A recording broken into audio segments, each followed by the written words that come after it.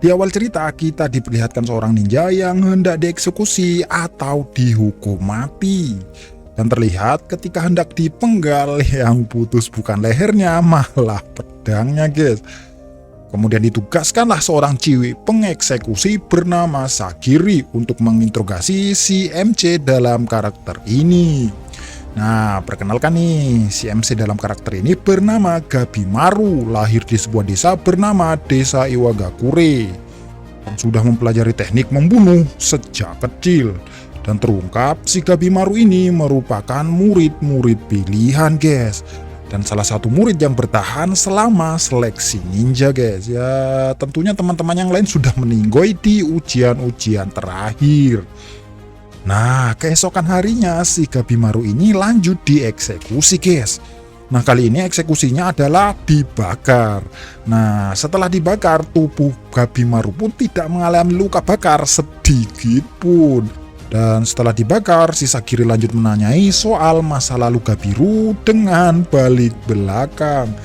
Ya, Sagiri balik belakang itu karena si Gabimaru itu nyaris bugil karena bajunya meleleh setelah dibakar guys. Nah, Sagiri pun menanyai Gabimaru tentang masa lalunya dan terungkap kalau orang tua Gabimaru dibunuh oleh kepala desa. Dan Gabimaru dirawat dan dibesarkan oleh kepala desa tersebut. Nah, dan setelah dewasa nih, si Gabimaru hanya menjadi alat pembunuh berdarah dingin yang tidak merasakan apapun setelah membunuh guys. Dan alasan Gabimaru ditangkap oleh pemerintah adalah karena Gabimaru mempunyai niat ingin meninggalkan desa. Dan dia dikhianati oleh sekutunya saat bertugas dan akhirnya ditangkap. Nah, dan si Gabimaru ini menduga kalau itu adalah perintah kepala desa yang hendak membunuhnya guys.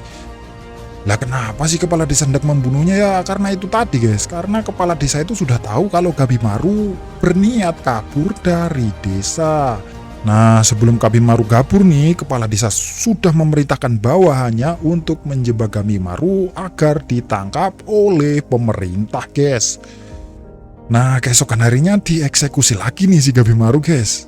Dan kali ini eksekusinya adalah si Gabimaru itu diikat tangannya dan kakinya masing-masing ditarik oleh sapi. Gila.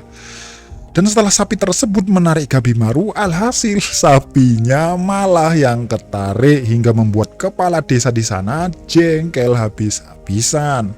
Kemudian Sagiri maju dan masih curiga karena Gabimaru itu terlihat melawan guys. Padahal Gabimaru mengaku kalau dirinya ingin dibunuh. Kemudian Sagiri bertanya lagi tentang alasan apa sehingga si Gabimaru ini meninggalkan desa. Nah, kemudian si Gabimaru menjawab tidak ada alasan khusus dia meninggalkan desa. Kemudian dia bercerita kalau dia adalah shinobi terbaik di desa Iwagakure. Hingga kepala desa mengakui kekuatannya dan bahkan dinikahkan oleh putrinya sendiri. Nah, setelah menikah, kehidupan Gabimaru pun berubah drastis tentunya guys. Ya harus hidup disiplin gitu loh guys di bawah tuntutan istri. Ya kalau masuk ke rumah kayak harus buka alas kaki lah, harus berdoa ketika makan lah, sampai membuat Gabimaru ini bingung dan muak guys. Karena kalau terus-terusan begitu kemampuan Gabimaru akan menjadi tumpul. Nah, kemudian di malam harinya si Sagiri ini diberitahu oleh petugas kerajaan perihal nama lain Gabimaru. Nah, dan di sana terungkap kalau nama lain Gabimaru adalah Gabimaru si Hampa.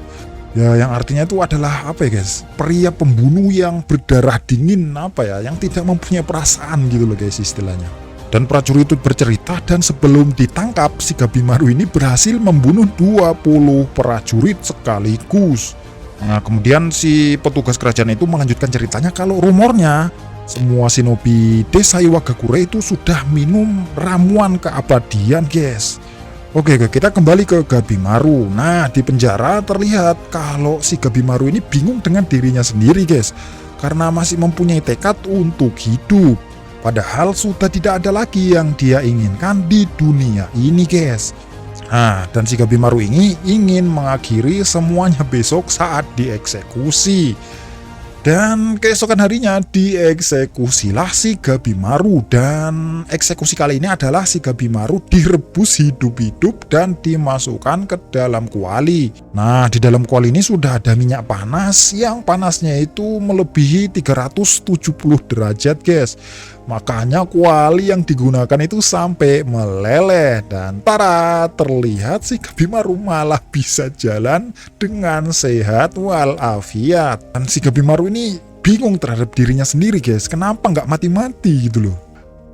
Nggak mati-mati hingga membuat si kepala prajurit ini sampai heran-heran dan ketakutan. Kenapa si Gabimaru tidak bisa mati dengan hukuman tersebut? Nah, kemudian si Gabimaru dibawa ke sebuah tempat yang di sana itu sudah ada Sagiri yang siap memenggal leher Gabimaru. Dan terungkap kalau Sagiri adalah seorang algojo yang tugasnya itu hanya mengeksekusi orang. Dan terungkap pula kalau algojo seperti Sagiri itu bukan sembarang algojo. Nah, dan setelah Gabimaru mendengar kalau si Sagiri ini merupakan algojo dari keluarga Asaemon, si Gabimaru pun agak sedikit terlihat panik sampai melotot, guys. Nah, dan di sana si Gabimaru itu menyadari kalau ilmu pedang Sagiri bukan ilmu pedang kaleng-kaleng, hingga membuat si Gabimaru berhalusinasi kalau lehernya itu sudah putus, guys. Nah, saat Sagiri ini maju ingin mengeksekusinya, Gabimaru terlihat panik dan langsung menghindar dari tebasannya tersebut. Dan Sagiri bertanya kepada Gabimaru, kenapa engkau menghindari seranganku? Padahal kalau kau tidak menghindar, kau bisa saja mati. Katanya mau mati, lah kok ngindar? Dan si Gabimaru menyadari kalau lehernya berdarah dan bertanya kepada dirinya, kenapa ya aku bisa menghindar? Apa aku nggak mau mati? Kemudian Sagiri berkata, aku sudah banyak menyaksikan akhir hidup manusia. Maka dari itu saya mengetahui keinginan seorang yang ingin mati. Kemudian si Sagiri ini lanjut menjelaskan, di dalam tubuh Gabimaru itu memang ada kekosongan, guys. Akan tetapi saat Sagiri mendengar jelas sejarah dan masa lalu Gabimaru, Sagiri ini mengetahui kalau si Gabimaru ini berbohong akan satu hal, guys, yaitu si Gabimaru ini masih mencintai istrinya. Nah, makanya kan setiap mau dieksekusi, tubuh si Gabimaru ini langsung auto refleks melawan gitu loh, guys. Nah, dan alasan keberadaan istrinya adalah salah satu yang membuat tubuh Gabimaru tidak ingin mati. Ya, intinya tuh di alam bawah sadar Gabimaru itu masih ingin hidup karena istrinya, ya guys. Ya, makanya si Gabimaru itu kayak linglung gitu loh, guys. Nah, kemudian si Gabimaru berlari nih, guys, mengambil pedang prajurit yang ada di sana dan bertarung melawan Sagiri. Kemudian Sagiri berkata, aku benar kan? Kenapa kau berbohong kepada dirimu sendiri? Kalau dirimu itu tidak ingin mati karena kau masih mencintai istrimu.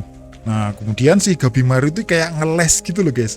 Kalau dirinya itu tidak punya ketertarikan terhadap itu semua dan malah lanjut menyerang, sambil berkata kalau dirinya itu hampa atau kosong. Nah, di saat si Gabimaru menyerang, dia tuh mulai mengingat perkataan istrinya dulu, guys, kalau dirinya itu tidaklah hampa. Dan di sana si Gabimaru ini terlihat tidak percaya, guys. Lantas istrinya itu meyakinkan kalau sebenarnya si Gabimaru ini adalah orang baik. Nah, dan di sana itu ada yang membuat admin ngakak terus gitu loh, guys. Apa ya? Kalau muka istrinya itu loh, guys, mempunyai tanda luka seperti Falcon gitu loh, guys.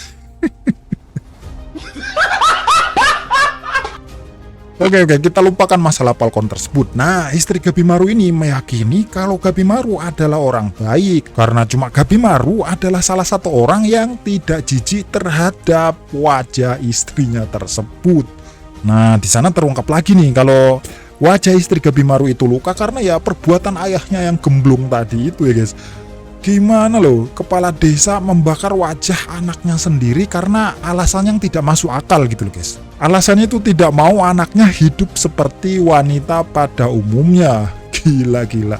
Alasan yang nggak masuk akal, anjir. Dan si istri Gabimaru ini lanjut menjelaskan, walaupun demikian hati manusia tidak mati semudah itu ya. Maksudnya kalau walaupun disiksa apa bagaimana, tetap si manusia itu akan mengikuti hati nuraninya sendiri gitu loh, guys. Maksudnya istrinya tuh. Nah, kemudian si istri Gabimaru ini mencium Gabimaru dan terlihat kalau wajah Gabimaru memerah. Nah, itulah bukti kalau di dalam diri Gabimaru tidaklah hampa. Dicium aja lo ngerespon, apalagi kalau diintai. Oke, kita kembali ke pertarungan Gabimaru dan Sagiri. Dan terlihat di sana kalau si Gabimaru ini masih saja ngeles kalau dirinya itu adalah monster yang tidak mempunyai perasaan. Nah, di sana teringat lagi sih di Gabimaru nih tentang masa lalu terhadap istrinya nih. Pas setiap si Gabimaru ini memberikan nafkah terhadap istrinya, raut wajah istrinya itu kayak kecewa gitu loh guys. Walau dibalut dengan senyuman sih. Nah, di sana terungkap sih guys, kalau si Gabimaru ini tidak akan membunuh lagi dan bertekad mencari nafkah yang halal gitu loh. Nah, di sini terungkap pula guys, kalau si Gabimaru itu dibuang kepala desa karena ya itu malah minta izin coba kepada kepala desa kalau pengen hidup normal kepada istrinya atau anaknya sendiri. Ya karena kepala desa ini memang dasarnya orang gila ya guys. Ya, gimana ya, auto tidak diizinkan lah. Oke, kita kembali ke pertarungan Gabimaru lagi guys. Nah, di sana si Gabimaru menjelaskan kalau dirinya itu mau hidup normal, tapi itu mustahil. Nah, kemudian si Sagiri berkata dan mengeluarkan kertas kalau itu bisa saja terjadi. Nah, Sagiri menjelaskan nih isi surat tersebut. Yang isinya adalah semua kejahatan itu akan dihapuskan guys dan diampuni negara. Dan negara akan memberikan perlindungan dengan syarat si Gabimaru harus pergi ke dunia sana. Nah, maksud di dunia sana adalah si Gabimaru ini disuruh ke pulau di mana pulau tersebut merupakan pulau misterius guys.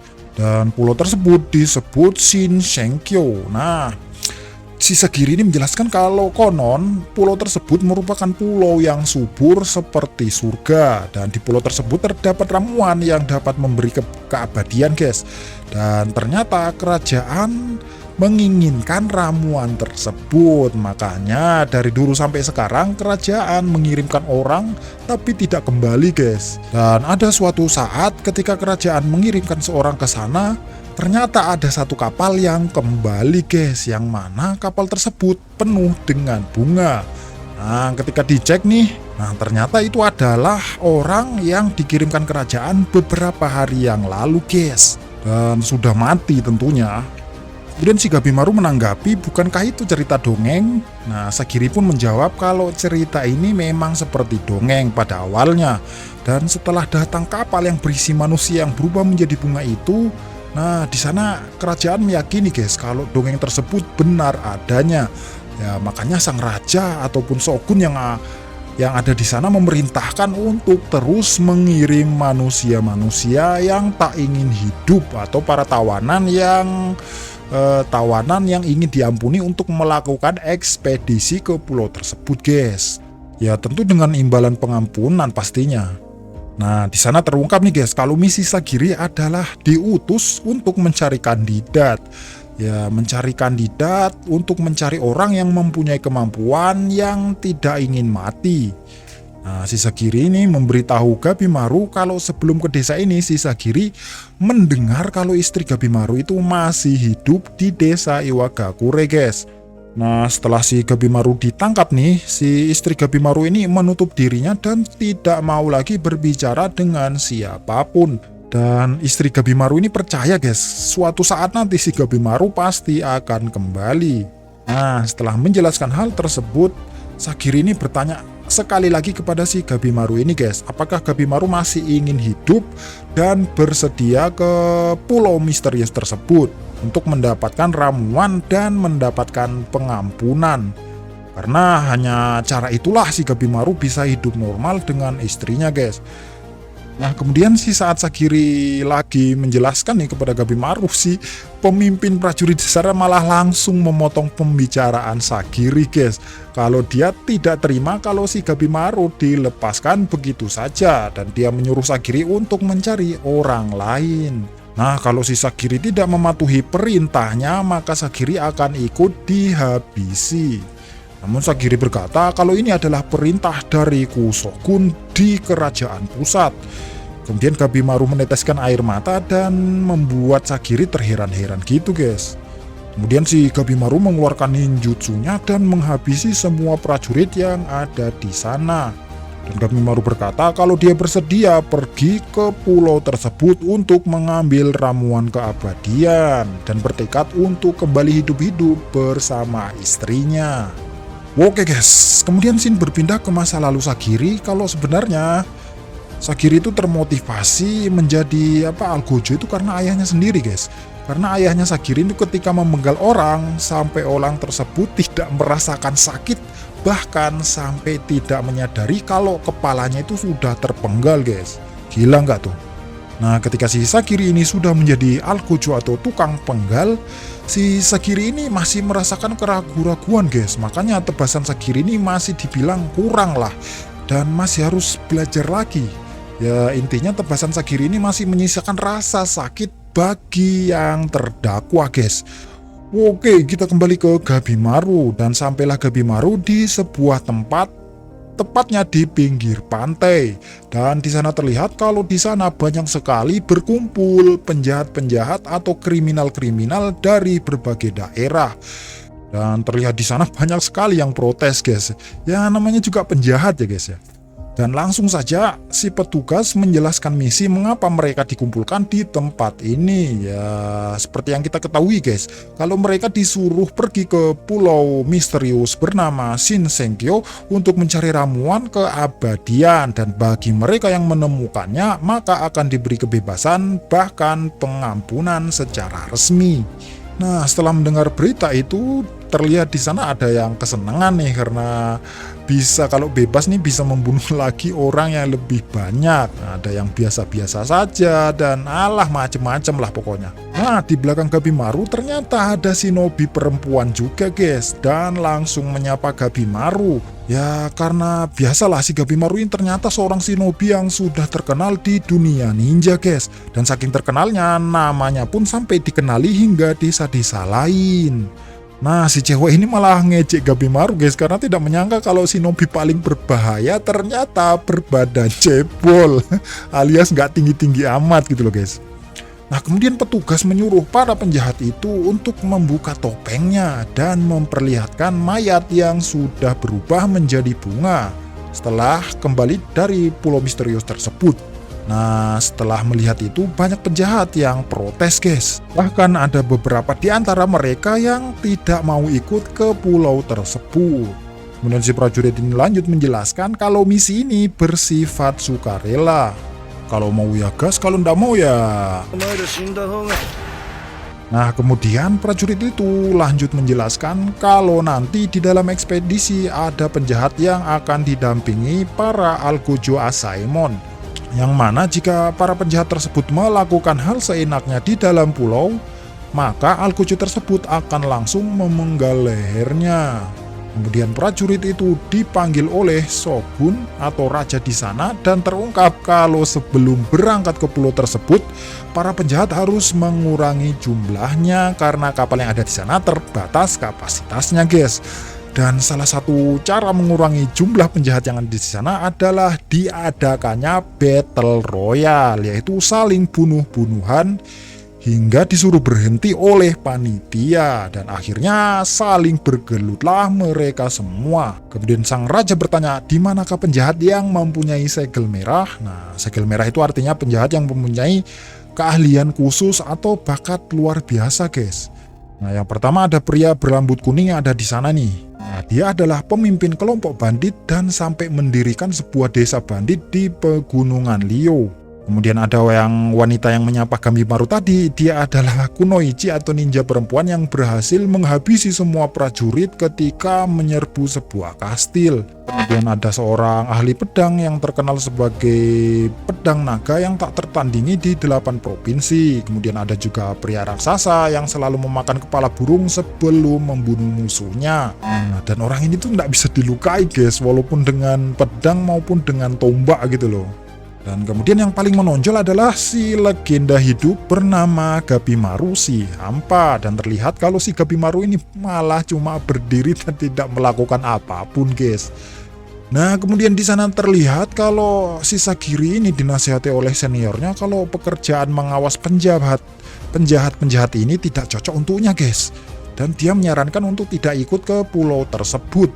Lantas Sagiri menjawab kalau dia akan tetap ikut ke pulau tersebut apapun resikonya. Nah, kemudian si Sagiri mengingat masa kecilnya guys, kalau klan Yamada itu mencari nafkah melalui kematian orang lain. Nah makanya kan sejak kecil itu si Sagiri itu selaku klan Yamada itu dianiaya dan dibenci oleh teman-teman sebayanya gitu loh guys. Bahkan sampai mendapat julukan yaitu putri pemenggal leher lah, putri kanibal lah, putri pembunuh dan lain sebagainya guys. Nah kembali ke Battle Royale. Nah setelah di sela-sela pertarungan ada 3 penjahat yang berniat kabur untuk menerobos para Algojo yang ada di sana guys. Dan penjahat itu melihat Sagiri karena dia adalah salah satu Algojo wanita yang ada di sana. Nah, kemudian si penjahat itu maju untuk menerobos dan Sagiri masih mempunyai keraguan-keraguan nih. Dan langsung saja dia memenggal satu persatu leher mereka. Nah, di saat si Sagiri ini diselimuti rasa takut, si Gabimaru berkata kepada semua orang yang ada di sana, tidak adakah cara lain selain baku bunuh di tempat ini. Kemudian si Gabimaru berkata kalau kami memang pembunuh, akan tetapi bukan berarti yang kami bunuh adalah keinginan kami. Dan terlihat di sana ada prajurit yang jengkel karena Gabimaru itu seolah-olah menentang sang raja atau sang shogun guys. Dan Gabimaru berkata kalau sebisa mungkin tidak membunuh itu adalah hal yang wajar kan. Prajurit yang ada di sana saking jengkelnya sama Gabimaru memerintahkan kriminal lain untuk membunuh Gabimaru. Nah, dengan imbalan akan diberangkatkan ke pulau tersebut jika berhasil membunuh Gabimaru. Nah, kemudian para penjahat yang ada di sana mencoba membunuh Gabimaru nih, tapi ya gagal lah. Dan Gabimaru pun mendekatinya sambil berkata, oke lah kalau begitu, tidak ada pilihan lain selain baku bunuh. Dan saya akan membunuh seseorang yang berniat membunuhku. Nah, dan akhirnya si Gabimaru pun membunuh mereka satu persatu dengan sekali serangan. Bahkan tangannya terikat guys. Gila nggak tuh? Dan setelah melihat aksi Gabimaru, terheran-heranlah semua orang yang ada di sana. Sang raja, para samurai, prajurit, para tahanan yang di sana melihat aksi Gabimaru itu terheran-heran guys. Gila, pakai tangan kosong loh, terikat lagi, gila brutal sekali guys. Nah setelah itu si Sagiri menyadari kalau selama ini jangan-jangan kekuatan yang dia butuhkan bukanlah tidak takut membunuh, ya melainkan tekad untuk memikul beban ketika membunuh gitu loh guys. Nah kemudian akhirnya si Sagiri ini menangis dan bertekad untuk membunuh Gabimaru suatu saat nanti. Nah, dan akhirnya dihentikanlah pertandingan Battle Royale tersebut guys, dan tersisa 10 penjahat yang hidup. Nah, yang pertama nih ada si Raja Bandit Aza Chobei, ada si Raja Pedang Tamiya Getetsusai, kemudian ada si pemburu senjata Queen Gila, dan ada Nugurai dari Sanka. Ada si Hiruboshi doa pembunuh, ada Gabimaru, ada Akaginus si pelacur kanibal, ada Yuzuriha si ninja cewek tadi, dan ada Moromakia si murtad, dan yang terakhir adalah Rokuta si raksasa dari Bizan. Dan berangkatlah mereka bersepuluh dengan masing-masing pengawalnya. Nah, di tengah perjalanan si Gabimaru menceritakan kalau kepala desa Iwagakure alias guru sekalian mertua Gabimaru merupakan bos shinobi. Nah, dan bahkan si gurunya si Gabimaru ini atau kepala desa Iwagakure ini sudah mendapatkan ramuan keabadian guys. Ya makanya si Gabimaru percaya kalau ramuan tersebut itu ada. Ya si Gabimaru nggak tahu juga ya kalau di pulau ini ada apa enggak. Nah, sampailah mereka di pulau tersebut dan terlihat kalau pemandangan di sana sangat indah seperti yang dirumorkan, guys. Nah, si Gabimaru menyadari kalau bunga-bunga yang bermekaran itu mempunyai jenis yang berbeda dengan dunia luar, guys. Nah, kemudian si Gabimaru melepaskan ikatan tangannya karena merasa kalau peraturan yang dibuat shogun atau sang raja itu tidak masuk akal, guys. Ya seperti makanan yang cuma cukup untuk 3 hari dan informasi-informasi ramuan keabadian yang tidak lengkap bahkan tidak akurat guys. Kemudian Sagiri menyuruh Gabimaru untuk memasang ikatan tangannya lagi. Dan bahkan mengancamnya dengan pedang jika Gabimaru tidak mematuhi keinginannya. Kemudian si Gabimaru mengikuti kata-kata Sagiri dan alasannya ya simpel guys. Karena Gabimaru cuma ingin bertemu dengan istrinya lagi.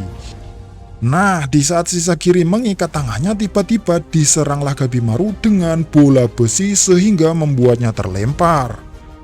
Dan terungkap kalau yang melakukannya adalah salah satu kriminal bernama Keiyun, si manusia gila. Nah, dan setelah si Keiyun ini senang karena menganggap si Gabimaru sudah tumbang, tiba-tiba Gabimaru bangkit dan menanyai Sagiri siapakah orang yang menyerangnya tadi. Nah, kemudian si Sagiri menjelaskan nih kalau si Keiyun ini adalah seorang penjahat yang kejahatannya itu suka membunuh orang dan mengoleksi senjata orang yang dibunuhnya gitu loh guys. Nah, kemudian si Gabimaru bertanya nih, bukan itu maksudnya, ya maksudnya tangannya itu loh, kenapa nggak diikat? Nah, kemudian si Sagiri ini bertanya kepada pengawasnya bernama Kiso perihal kenapa tangannya tidak diikat. Kemudian si Kiso ini menjawab kalau Sagiri itu terlalu kaku guys. Nah, dan si Kiso ini berkata, nanti kan aku bisa pasang setelah pulang. Nah, dan ternyata si Kiso ini malas berdebat hanya karena perihal tangan yang diikat. Dan si Kiso berkata lagi kepada Sagiri kalau dia itu terlalu jujur ya. Makanya Sagiri itu kalau menjabat masih berada di posisi terendah. Kemudian si Keiyun ini memotong pembicaraan mereka dan berkata kalau si Gabimaru terlalu meremehkan dirinya. Nah, si Keiyun ini kayak seneng gitu loh guys bertemu Gabimaru karena bisa menguji senjata yang selama ini dia curi dari orang-orang yang dia bunuh. Dan pertarungan pun dimulai. Lah, pas si Gabimaru dan Keiyun ini hendak maju, si Sagiri itu malah masih saja kaku loh guys dan menyuruh si Gabimaru untuk mengikat tangannya lagi. Dan alhasil si Gabimaru ini terkena pukulan keras di kepalanya guys hingga membuat senjatanya hancur. Ya, serangan demi serangan pun diluncurkan. Dan semua senjata yang dimiliki Keiyun ini hancur satu persatu. Dan setelah si Gabimaru selesai mengikat tangannya, si Gabimaru ini membalas serangannya dan membuat si Keiyun ini malah tumbang guys dengan satu serangan. Dan setelah beberapa saat si Keiyun ini meninggoy dengan senjatanya sendiri guys. Nah, kemudian si Kiso ini selaku pengawas Keiyun tadi memenggal kepala Keiyun yang sudah mati dan hendak pulang dengan membawa bukti kalau si Keiyun tadi itu sudah meninggoy. Nah, kemudian si Kiso ini memperingati Sagiri nih agar lebih berhati-hati lagi. Ya, mau bagaimanapun yang kita awasi adalah penjahat guys. Ya, mereka tuh punya trik masing-masing. Ya, macem-macem lah, ada yang masih saja baku bunuh padahal belum sampai pantai. Ada yang pura-pura bekerja sama dan lain sebagainya guys. Nah, dari awal mereka hanya berpura-pura mengikuti aturan dan pada akhirnya mereka tidak peduli dengan aturan dan kewajiban. Dan para penjahat ini hanya berusaha bertahan hidup dengan cara mereka masing-masing. Nah, kemudian si Sagiri bertanya lagi nih, bukankah pengampunan mereka tidak akan diterima kalau mereka melanggar aturan? Nah, kemudian si Kiso menjawab lagi nih, kalau kamu tuh terlalu kaku Sagiri. Bagi seorang samurai, kata-kata shogun itu mutlak ya, kan tetapi yang terpenting adalah urutan prioritas. Dan prioritas pertama adalah ramuan keabadian dan yang kedua adalah yang lainnya. Dan bukanlah shogun lebih suka kalau aturannya dilanggar selama misinya berhasil daripada misi gagal karena menjaga aturan. Nah, dari awal kan aturan itu hanya sebuah ilusi yang tidak akan pernah terwujud. Dan bagi sebagian orang aturan itu tidak penting ya, contohnya seperti penjahat yang ada di sampingmu. Haruskah aku membunuhnya untukmu? Kata Kiso. Nah, ketika si Kiso ini hendak mencabut pedangnya, Gabimaru tiba-tiba muncul di hadapannya dan membuat si Kiso terheran-heran dan agak takut guys. Nah, sebelum si Gabimaru dan Sagiri melanjutkan perjalanan, si Kiso ini menjelaskan kalau dalam beberapa jam situasi akan berubah. Nah, dan menurut feeling si Kiso ini, dalam satu hari ini mungkin sudah setengah dari kriminal itu akan mati guys. Nah, kemudian si Kiso berkata lagi nih guys, kalau jumlah kalian berkurang, kemungkinan si shogun akan mengirimkan orang lain lagi. Dan kali ini shogun mengontrak ninja dari Iwagakure yang akan pergi. Nah, setelah si Kiso pergi, Sagiri menyadari benar kalau sebenarnya dirinya belum bisa menebak tingkah laku Gabimaru. Ya, akhirnya si Gabimaru mengambil pedang dan hendak menebas Sagiri. Dan akhirnya pertarungan pun dimulai. Setelah bertarung beberapa saat, si Sagiri ini berkata kalau kamu membunuhku itu akan melanggar aturan. Kemudian Gabimaru menjawab kalau itu masalah prioritas. Kalau ninja dari Iwagakure mendarat di pulau ini, semua akan di bumi hanguskan. Dan sebelum itu terjadi, si Gabimaru harus menemukan ramuan tersebut. Nah, dan terungkap guys, kalau si Gabimaru melawan Sagiri ini karena si Sagiri ini adalah pengganggu ya istilahnya. Nah, dan lanjutlah pertarungan mereka. Nah, di dalam pertarungan ini si Sagiri ini menyadari guys kalau dirinya itu masih ragu untuk membunuh Gabimaru. Ya, begitu pula sebaliknya guys, si Gabimaru ini menyadari kalau dirinya itu ragu-ragu untuk membunuh si Sagiri ini. Nah, di dalam hati Gabimaru ini bertanya-tanya, kenapa yo dia tuh nggak bisa membunuh Sagiri loh, padahal bisa. Nah, kemudian si Gabimaru ini teringat perkataan istrinya dulu guys. Ya, sudah menjadi hal wajar kalau kamu tidak mau membunuh, dan kalau kamu mempunyai perasaan, ya ikuti saja perasaan itu. Karena kamu sudah bukan dirimu yang dulu lagi, dan jujur pada perasaan merupakan keberanian sejati. Nah, setelah beberapa saat si Gabimaru ini berhasil mengalahkan Sagiri. Ya, ketika hendak membunuhnya, si Gabimaru ini malah menangis sambil membayangkan istrinya. Dan kalau menyadari kalau dirinya itu sudah selemah ini, ya kalau sudah selemah ini ya tidak akan bisa melindungi istrinya lagi, kata Gabimaru. Nah, kemudian si Sagiri ini menyadari kalau posisi Gabimaru sama dengan dirinya. Hanya karena dia dibesarkan di lingkungan yang salah, Gabimaru bukanlah orang yang hampa. Dan dia adalah manusia biasa yang mempunyai perasaan. Nah, kemudian si Sagiri ini menyarungkan pedang Gabimaru guys, dan berkata kalau tindakan Gabimaru bukanlah kelemahan akan tetapi benih kekuatan. Asik. Kemudian si Sagiri ini bangkit dan berkata, tolong perlihatkan kepadaku kalau orang sepertimu berani menghadapi perasaanmu dan ingin berjuang untuk merebut kembali kehidupanmu. Dan kamu bukanlah orang yang dulu lagi, kata Sagiri. Ya, intinya si Sagiri ini ingin melihat Gabimaru membuktikan kalau Gabimaru itu benar-benar tobat guys. Nah, pas Sagiri berkata demikian, si Gabimaru ini membayangkan kalau perkataannya itu sama seperti perkataan istrinya dulu guys. Oke, kita pindah ke scene lain, dan terlihat di sana ada Tamiya si Raja Pedang, bukan Tamiya mobil-mobilan ya guys. Nah, ketika melihat tempat aneh, si Tamiya ini malah disengat kupu-kupu guys. Dan setelah melihat kupu-kupu tersebut dengan teliti, si Tamiya itu langsung memotong tangannya yang tersengat sampai putus. Dan terungkap kalau kupu-kupu itu bermuka manusia dan menyadari kalau sengatannya itu dapat merubah manusia menjadi bunga. Nah, dan benar saja tangan yang dipotong tadi langsung berubah menjadi bunga. Kemudian keluarlah hewan-hewan misterius dan tiba-tiba bangkitlah sebuah monster titan aneh yang bukan hanya di Tamiya saja yang bertemu dengan monster-monster tersebut guys. Tapi si Gabimaru juga dikepung oleh monster-monster tersebut. Nah, kita kembali si Tamiya si pedang naga. Nah, di sana kita diperlihatkan asal-usul si Tamiya kenapa dia bisa tertangkap dan menjadi buronan. Nah, suatu ketika nih si Tamiya ini diundang oleh seorang bangsawan bernama Tatsumi dan memintanya menjadi perwiranya guys. Nah, si bangsawan bernama Tatsumi ini ya kehidupannya itu sangat bangga gitu loh, sombong gitu loh dengan rumah megahnya. Nah, si Tamiya ini setuju guys karena ya di lambang di pintu gerbang rumahnya itu ada lambang naga ya, karena julukannya adalah si Tamiya si pemburu naga.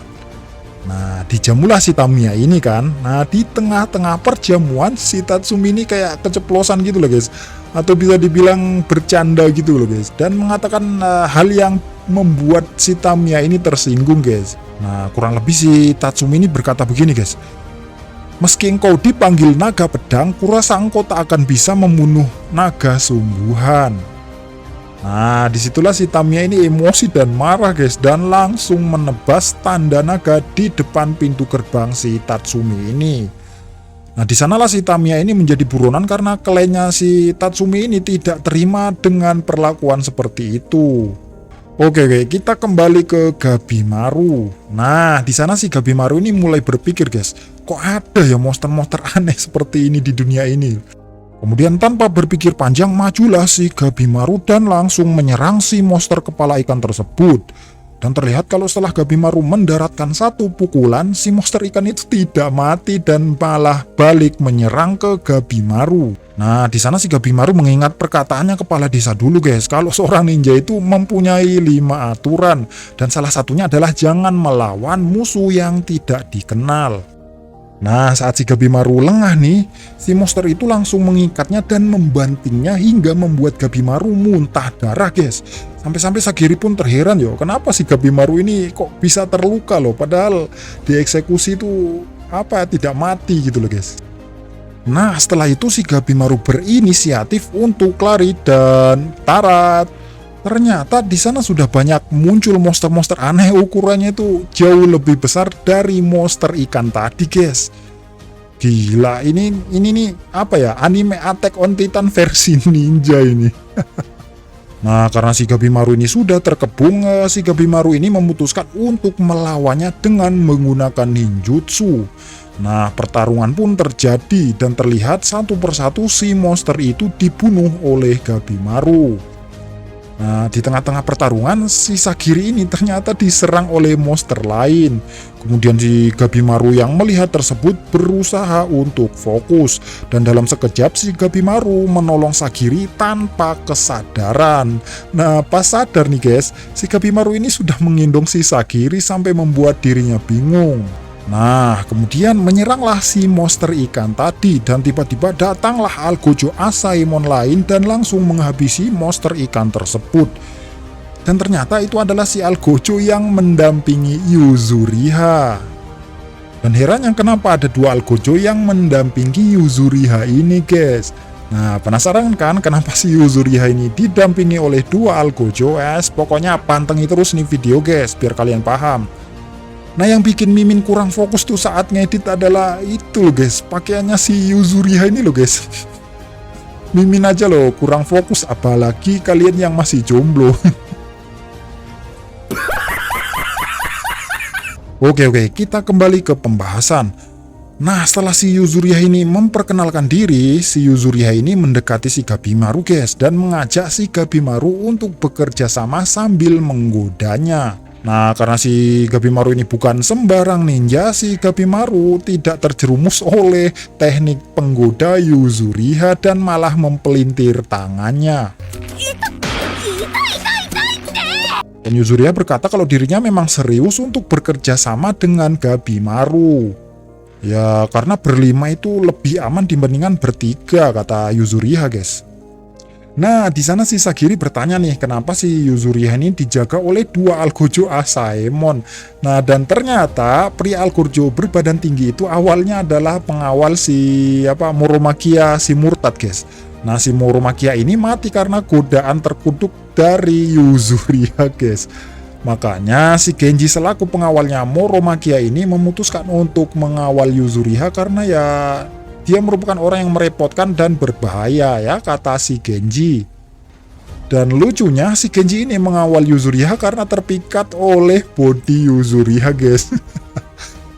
Nah, dan pengawal yang satunya itu bernama Senta ya guys. Ya, ini pengawal asli Yuzuriha. Dan setelah si Senta ini memperkenalkan diri, si Sagiri ini tidak keberatan kalau Gabimaru bekerja sama dengan Yuzuriha. Nah, kemudian si Yuzuriha ini langsung memeluk Gabimaru dan si Gabimaru langsung memelintir tangannya lagi guys. Kemudian si Gabimaru ini berkata kalau dirinya itu belum bilang mau bekerja sama dengan Kunoichi seperti Yuzuriha ini. Nah, lantas Yuzuriha ini membanting Gabimaru sambil berkata, "Nggak usah mempercayaiku karena kita bukan anak-anak lagi dan kita berdua boleh berkhianat kapan saja. Soalnya cuma satu orang yang akan diampuni setelah mendapatkan ramuan keabadian." Nah, dan Yuzuriha ini guys ingin saling memanfaatkan hingga detik terakhir. Setelah itu si Gabimaru bertanya kembali nih, apa untungnya kalau dirinya itu bekerja sama dengan Yuzuriha? Nah, Yuzuriha itu menjawab kalau dirinya itu bisa memberikan informasi dan Gabimaru bisa memberikan kekuatan atau meminjamkan kekuatannya guys. Nah, informasinya itu tuh misalnya informasi tentang monster tadi, dan yang lebih berbahaya lagi adalah serangganya, yaitu kupu-kupu berwajah manusia. Dan terungkap kalau si kupu-kupu itu terbang di sekeliling monster besar tadi guys, dan kupu-kupu tersebut mengandung racun di sisiknya dan di sengatnya. Dan terungkap kalau si Yuzuriha ini mengetahui informasi itu karena dia itu menggunakan Moromakia yang terkena jutsunya itu sebagai kelinci percobaan guys. Dan mengenai kelabang yang menjijikan tadi itu Yuzuriha tuh suruh abaikan saja lah ya, tidak masalah. Karena si kelabang tadi itu hanya memakan daging yang sudah mati. Dan serangga-serangga lain itu ya selama tidak didekati ya tidak akan menyerang, kata Yuzuriha. Nah, kemudian si Senta juga menjelaskan kalau dia itu mengamati guys. Kalau di sana itu ada dua aliran, nah dua patung yang berbeda. Nah, ada patung Buddha dan ada patung Taoisme. Ya pokoknya itu patungnya itu aneh-aneh gitu loh guys. Nah setelah itu si Gabimaru bertanya nih kepada Yuzuriha, kenapa dirinya memberikan informasi sebanyak itu? Apakah untuk bertahan hidup, kata Gabimaru. Lantas Yuzuriha bercerita kalau sebenarnya dia tuh menjadi ninja untuk mendapatkan uang dan mengobati adiknya yang terkena penyakit. Tapi bohong. Dan ternyata si Yuzuriha ini memang mengada-ngada cerita guys. Dan si Gabimaru berkata kalau mau bohong itu ya persingkat saja. Nah kemudian si Yuzuriha ini berterus terang guys kalau dirinya itu tidak ingin mati muda. Nah kemudian si Gabimaru ini bertanya kembali nih, nah kok apakan tuh Moromakia sehingga mati? Nah si Yuzuriha ini tidak mau jujur dan tidak maulah memberitahu alasan kepada si Gabimaru ini guys. Nah setelah itu si Gabimaru bersedia bekerja sama kepada Yuzuriha ini guys. Lantas Yuzuriha memeluk lagi si Gabimaru dan ya biasalah si Gabimaru langsung memelintir lagi tangannya guys. Nah ketika si Gabimaru ini bercerita dengan Yuzuriha, tiba-tiba si Sagiri ini pingsan guys karena ya kelelahan mental ya, kelelahan fisik lah pokoknya. Oke guys, kita pindah ke masa lalu Raja Bandit Aza Chobei. Nah terungkap juga nih kalau si Chobei ini tertangkap pemerintah ya karena dia adalah Raja Bandit yang meresahkan guys. Dan dulunya si Aza Chobei ini mempunyai keluarga yang kaya guys, dan mendadak miskin karena keluarganya ini melakukan satu kesalahan. Nah kemudian saat orang tua mereka meninggal, yaitu ibunya sakit kemudian meninggal dan ayahnya dieksekusi, dan akhirnya mereka berdua hidup sebatang kara. Nah saat mereka mengemis, datanglah bandit dan menangkap mereka guys. Dan setelah beberapa bulan si Chobei ini malah akrab dengan bandit tersebut dan malah menjadi bos di sana. Kocak. Dan ketika pemerintah mengepung rumahnya, si Chobei ini menyuruh adiknya lari dan percaya suatu saat adiknya ini akan menyelamatkan dari tahanan pemerintah. Nah dan ternyata si adik Chobei ini masuk dan mendaftar sebagai klan Asaemon. Dan setelah 1 bulan lamanya si adiknya si Chobei ini berhasil menjadi Algojo guys, dan hendak menyelamatkan kakaknya. Ya menyelamatkan kakaknya dan mengajaknya mencari ramuan keabadian di Pulau Shinsengkyo. Nah di sana ya seperti biasa mereka berdua itu bertemu monster-monster raksasa seperti si Gabimaru tadi guys. Nah terjadilah pergelutan antara Aza Chobei dan adiknya bernama Toma melawan monster-monster raksasa tersebut. Nah saat melawan monster itu tertangkaplah si Toma ini guys. Dan si Chobei lari tanpa memperdulikan, dan ternyata si Chobei itu lari mengambil senjata monster yang sudah mati. Nah dan ternyata senjata monster yang dipakai Chobei itu efektif melawan monster lain. Dan setelah itu datanglah monster-monster lain yang lebih besar. Ya setelah beberapa saat si Chobei ini dan adiknya yaitu Toma berhasil menghadapi monster-monster tersebut. Nah setelah si Sagiri tadi pingsan, si Sagiri ini bermimpi dan di dalam mimpinya itu dia diliatin ayahnya guys. Nah tapi tatapan ayahnya itu menggambarkan kalau ayahnya itu marah atau kecewa gitu guys. Nah setelah si Sagiri ini sadar, ternyata di depannya sudah ada si Genji yang menjaganya dan menyadari kalau dirinya itu di dalam gua, dan Genji berkata kalau di dalam gua ini aman dari serangga bermuka manusia itu. Ya dan terungkap kalau si Sagiri ini pingsan karena terkena sisik dari kupu-kupu berwajah manusia itu guys. Nah setelah itu keluarlah dari si Sagiri dari gua dan terheran-heran karena situasi di gua itu sangat akur dan adem ayem. Nah, Si Gabimaru membuat makanan, si Senta menjahit pakaian, dan sedangkan si Yuzuri ini cuma tidur-tiduran santuy. Nah, kemudian jadilah makanan yang dibuat Gabimaru. Dan kalau diperhatikan, makanan itu mirip-mirip tai gitu loh guys. Dan makanan itu disebut Kikatsugan yang berasal dari bahan-bahan sekitar. Dan saat si Gabimaru ini menyelidiki pulau tersebut, si Gabimaru itu belum menemukan tanda-tanda dari ramuan keabadian guys. Karena si ramuan keabadian itu digambarkan oleh pemerintah seperti buah apel gitu. Nah, kemudian si Gabimaru menceritakan kalau di sana banyak sekali tanaman yang tidak diketahui. Dan bahkan si Gabimaru ini sempat menemui tanaman yang berbentuk manusia guys. Ya, lebih tepatnya itu manusia yang menjadi tanaman. Nah, kemudian si Yuzure ini melemparkan makanan karena jijik, dan Gabimaru menjelaskan kalau tentunya dia tidak mengambil bahan-bahan dari tanaman yang mencurigakan. Nah, kemudian si Senta berkata kalau dirinya itu bingung karena di pulau ini tuh banyak sekali patung Buddha dan patung Tao. Dan dia tuh berpikir ya, siapa yang membuatnya dan apakah ada teknologi yang membuat batu atau tanah liat di pulau ini. Nah, dan terus itu orang yang tinggal itu di mana?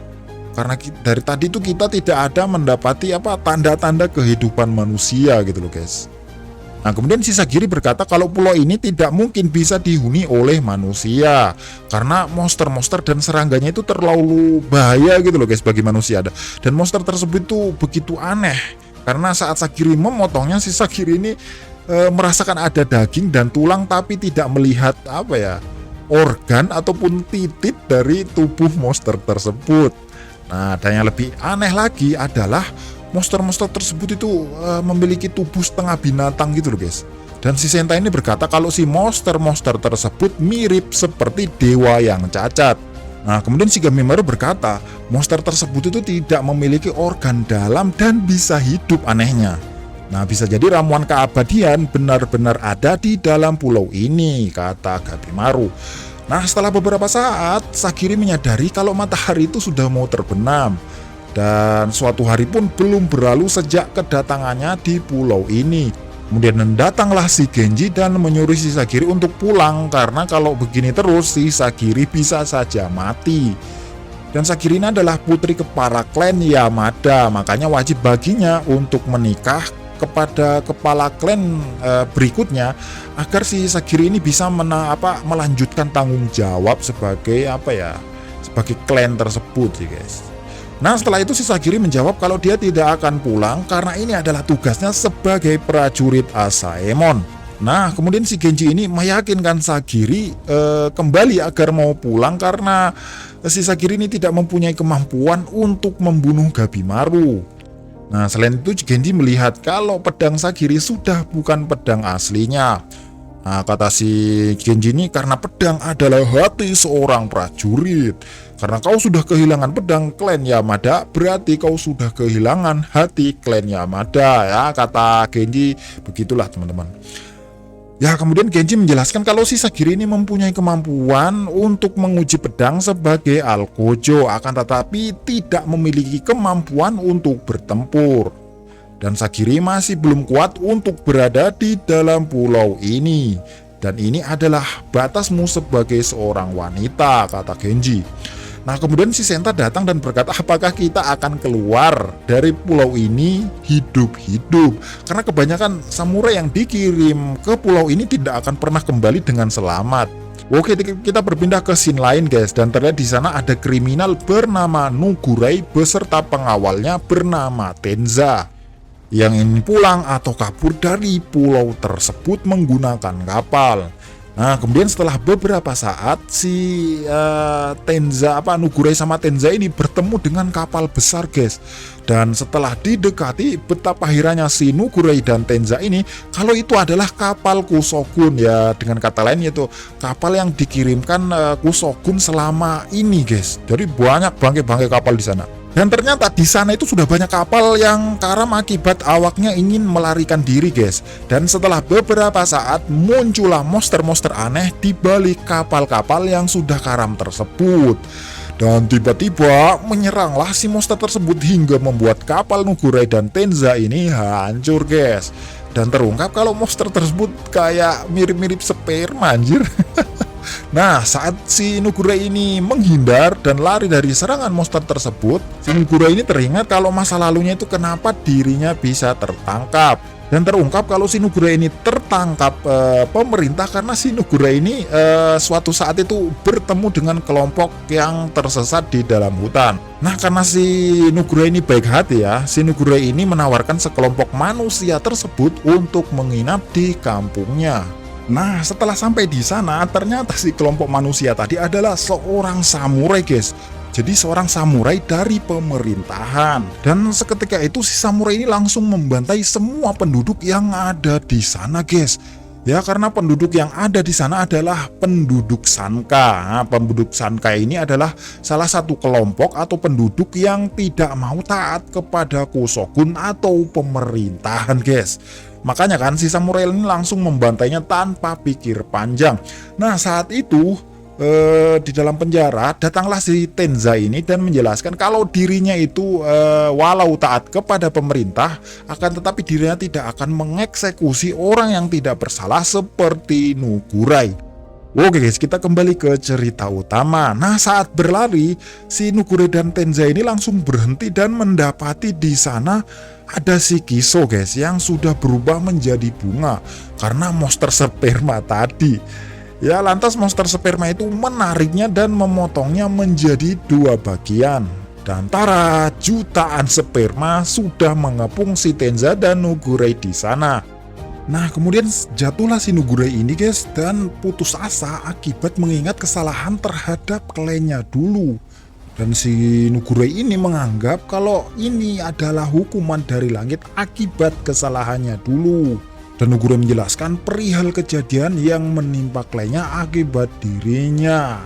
Nah, di saat si Nugure ini menjelaskan kisah kliennya, si Tenza ini berusaha mati-matian melindungi si Nugure sambil mendengarkan kisahnya, guys. Kemudian si Tenza ini memberikan satu pedang kepada Nugure dan menyuruhnya untuk berusaha bertahan hidup, ya, karena si Nugure ini sudah bertekad dan bersemangat lagi untuk hidup dan membangun ulang klannya dan desanya yang sudah hancur, guys. Dan setelah beberapa saat, berhasillah si Tenza ini dan Nugure menghabisi monster sperma tersebut dan berhasil selamat sampai ke Pulau Shinsenkyo lagi.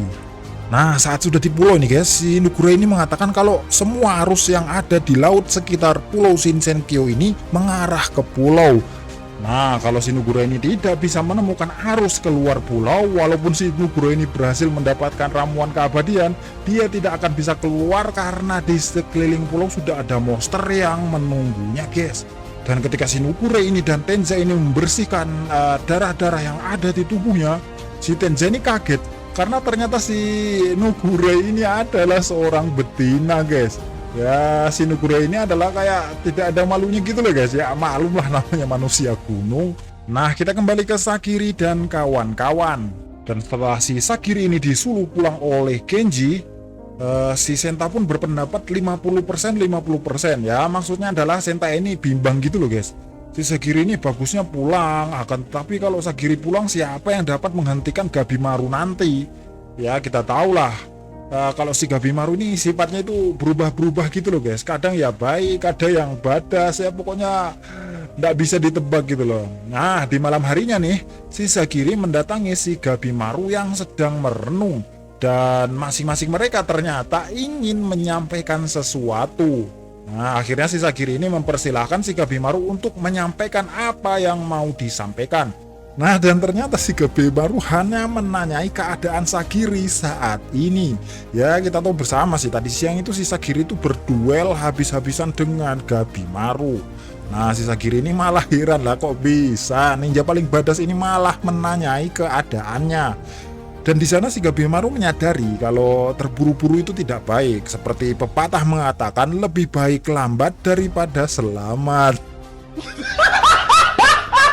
Dan si Gabimaru ini ingin betul-betul bersiap menghadapi ninja Iwagakure yang akan datang nantinya. Ya, karena si Gabimaru ini hanya ingin hidup tenang dengan istrinya, guys. Nah, makanya guys, siapa saja yang menghalanginya, dia akan lawan bagaimanapun kesulitannya. Nah, si Gabimaru ini menyadari, guys, Sekarang itu Sagiri itu tambah kuat dibandingkan saat di penjara dulu. Dan keesokan harinya si Genji ini hendak mengantarkan Sagiri untuk pulang. Nah, akan tetapi si Sagiri ini menolak mentah-mentah ajakannya itu dan bertekad untuk menyelesaikan misinya. Ya, pokoknya si Sagiri bodoh amat lah mau dibilang kenapa wanita harus memegang pedang, nanti akan jadi aib. Nanti dikucilkan keluarga, nanti ayahmu benci terhadapmu, nanti kamu dianggap goblok, alah pokoknya terserah lah, bodoh amat. Nah, si Sagiri ini berkata, saya hanya ingin mengikuti kata hati saya dan ingin menjadi seorang samurai. Nah, saat ini si Sagiri ini memohon agar Genji selaku seniornya Sagiri ini mengerti dan memahami apa maksudnya. Lah si Genji ini malah marah, hurrah, mengeluarkan pedangnya dan ingin menebas Sagiri. Nah, saat ditebas nih si Genji terheran-heran karena si Sagiri ini menghilang dan sudah merampas pedangnya dari tangannya. Nah, saat si Genji ini marah-marah karena pedangnya ini berhasil dirampas Sagiri, tiba-tiba berdirilah Rokurota si raksasa di belakang Genji dan langsung menghantam si Genji hingga perutnya hancur.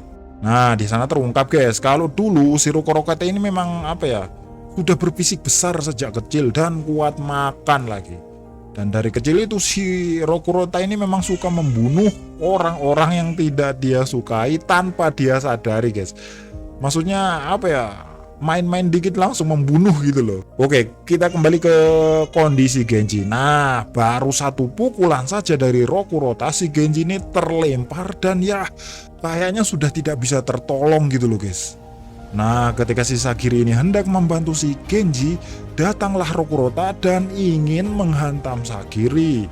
Nah, ketika hendak menghantam si Sagiri, tiba-tiba ditendanglah si Rokurota ini oleh Gabimaru hingga terlempar. Nah, setelah itu si Gabimaru berkata nih, gila nih orang, dia itu monster apa sih? Saya hantam aja tidak terluka sama sekali. Nah, Sagiri juga menyadari kalau pengawas Rokurota ini adalah Ezen, yaitu senior Sagiri. Dan si Sagiri mengetahui kalau Ezen ini sudah dibunuh oleh si Rokurota.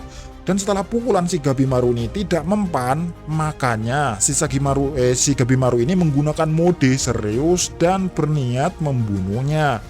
Dan dirinya masih pusing bagaimana cara mengalahkan si manusia raksasa ini guys. Kemudian dia mengingat perkataan gurunya dulu, kalau seorang ninja itu harus analisis kekuatan musuhnya dengan akurat.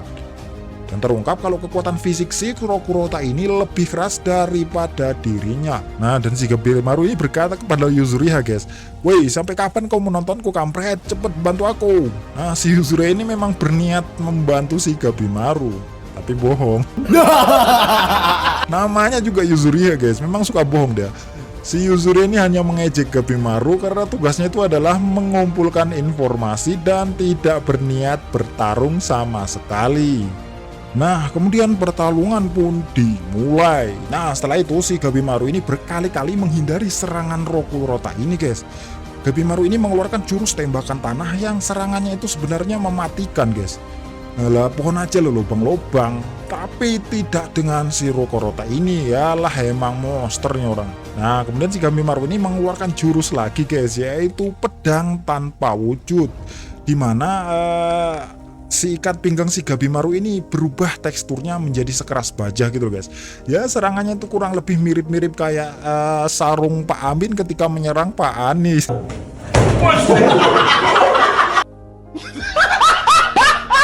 Dan alhasil cara itu pun tidak berhasil melawan si Rokurota.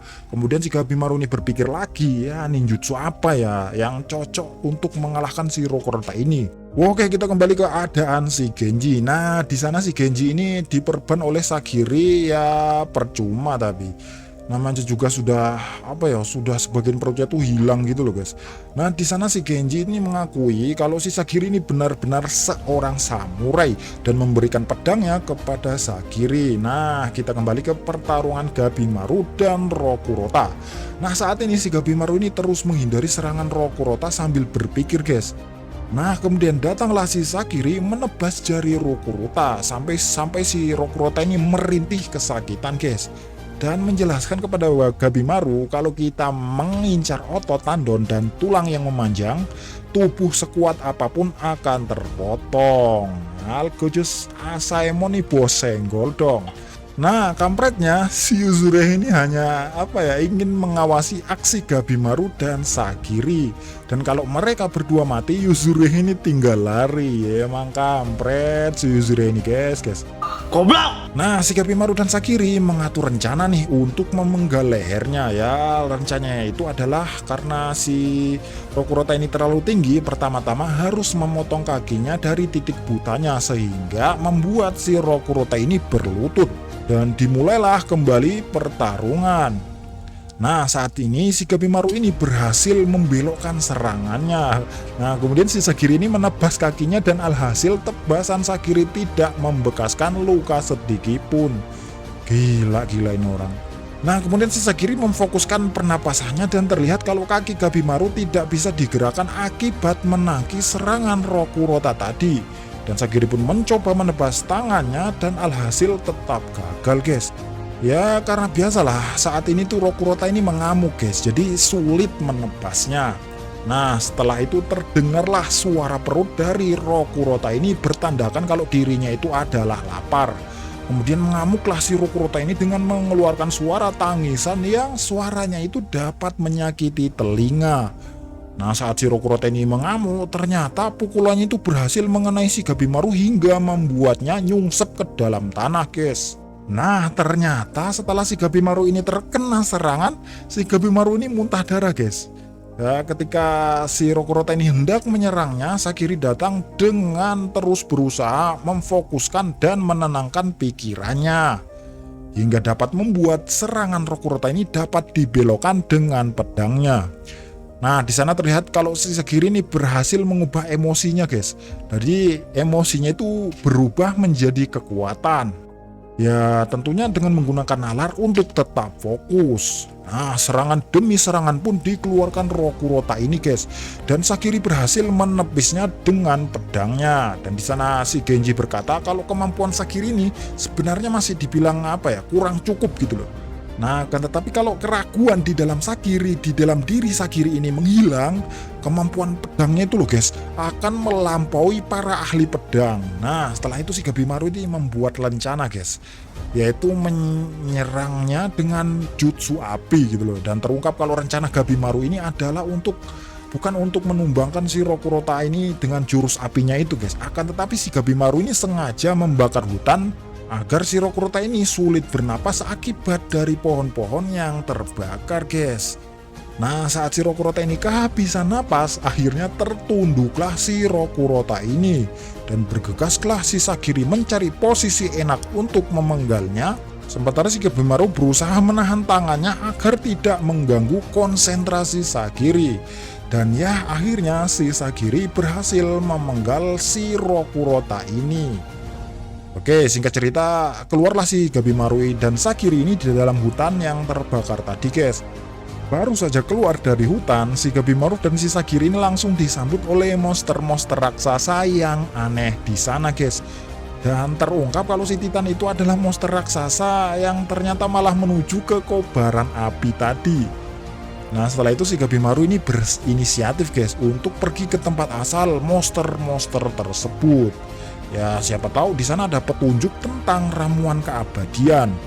Nah, singkat cerita, pergilah si Gabimaru dan Sagiri ini ke arah tempat berasal si Titan tadi itu, guys. Dan mendapati kalau di sana sudah ada si Senta dan juga Yuzuriha. Dan terungkap kalau di sana mereka mendapati sebuah kampung misterius yang tidak berpenghuni. Oke, guys, kita berpindah ke keadaan si Chobe dan adiknya yaitu Toma. Nah, setelah mereka berhasil menghabisi semua monster, si Chobe ini malah meminum darah dari monster tersebut, guys, ya, karena haus sih. Nah, kemudian si Chobe ini bertanya kepada si Toma, ya, petapa itu apa sih? Nah, si Toma itu menjelaskan, guys, menjelaskan kalau si petapa ini bisa dibilang itu makhluk khayalan gitu loh. Dan menurut cerita, si petapa ini adalah manusia super yang berwujud orang tua dan menguasai jutsu aneh. Dan mereka juga abadi tentunya. Atau dengan kata lain itu tidak bisa mati, guys. Nah, dan mungkin saja mereka itu berada di pulau ini, kata Toma. Dan Toma juga berkata kalau seharusnya yang tinggal di pulau ini bukanlah monster-monster, melainkan petapa. Nah, setelah itu si Chobe ini melihat sesuatu dari kejauhan, guys.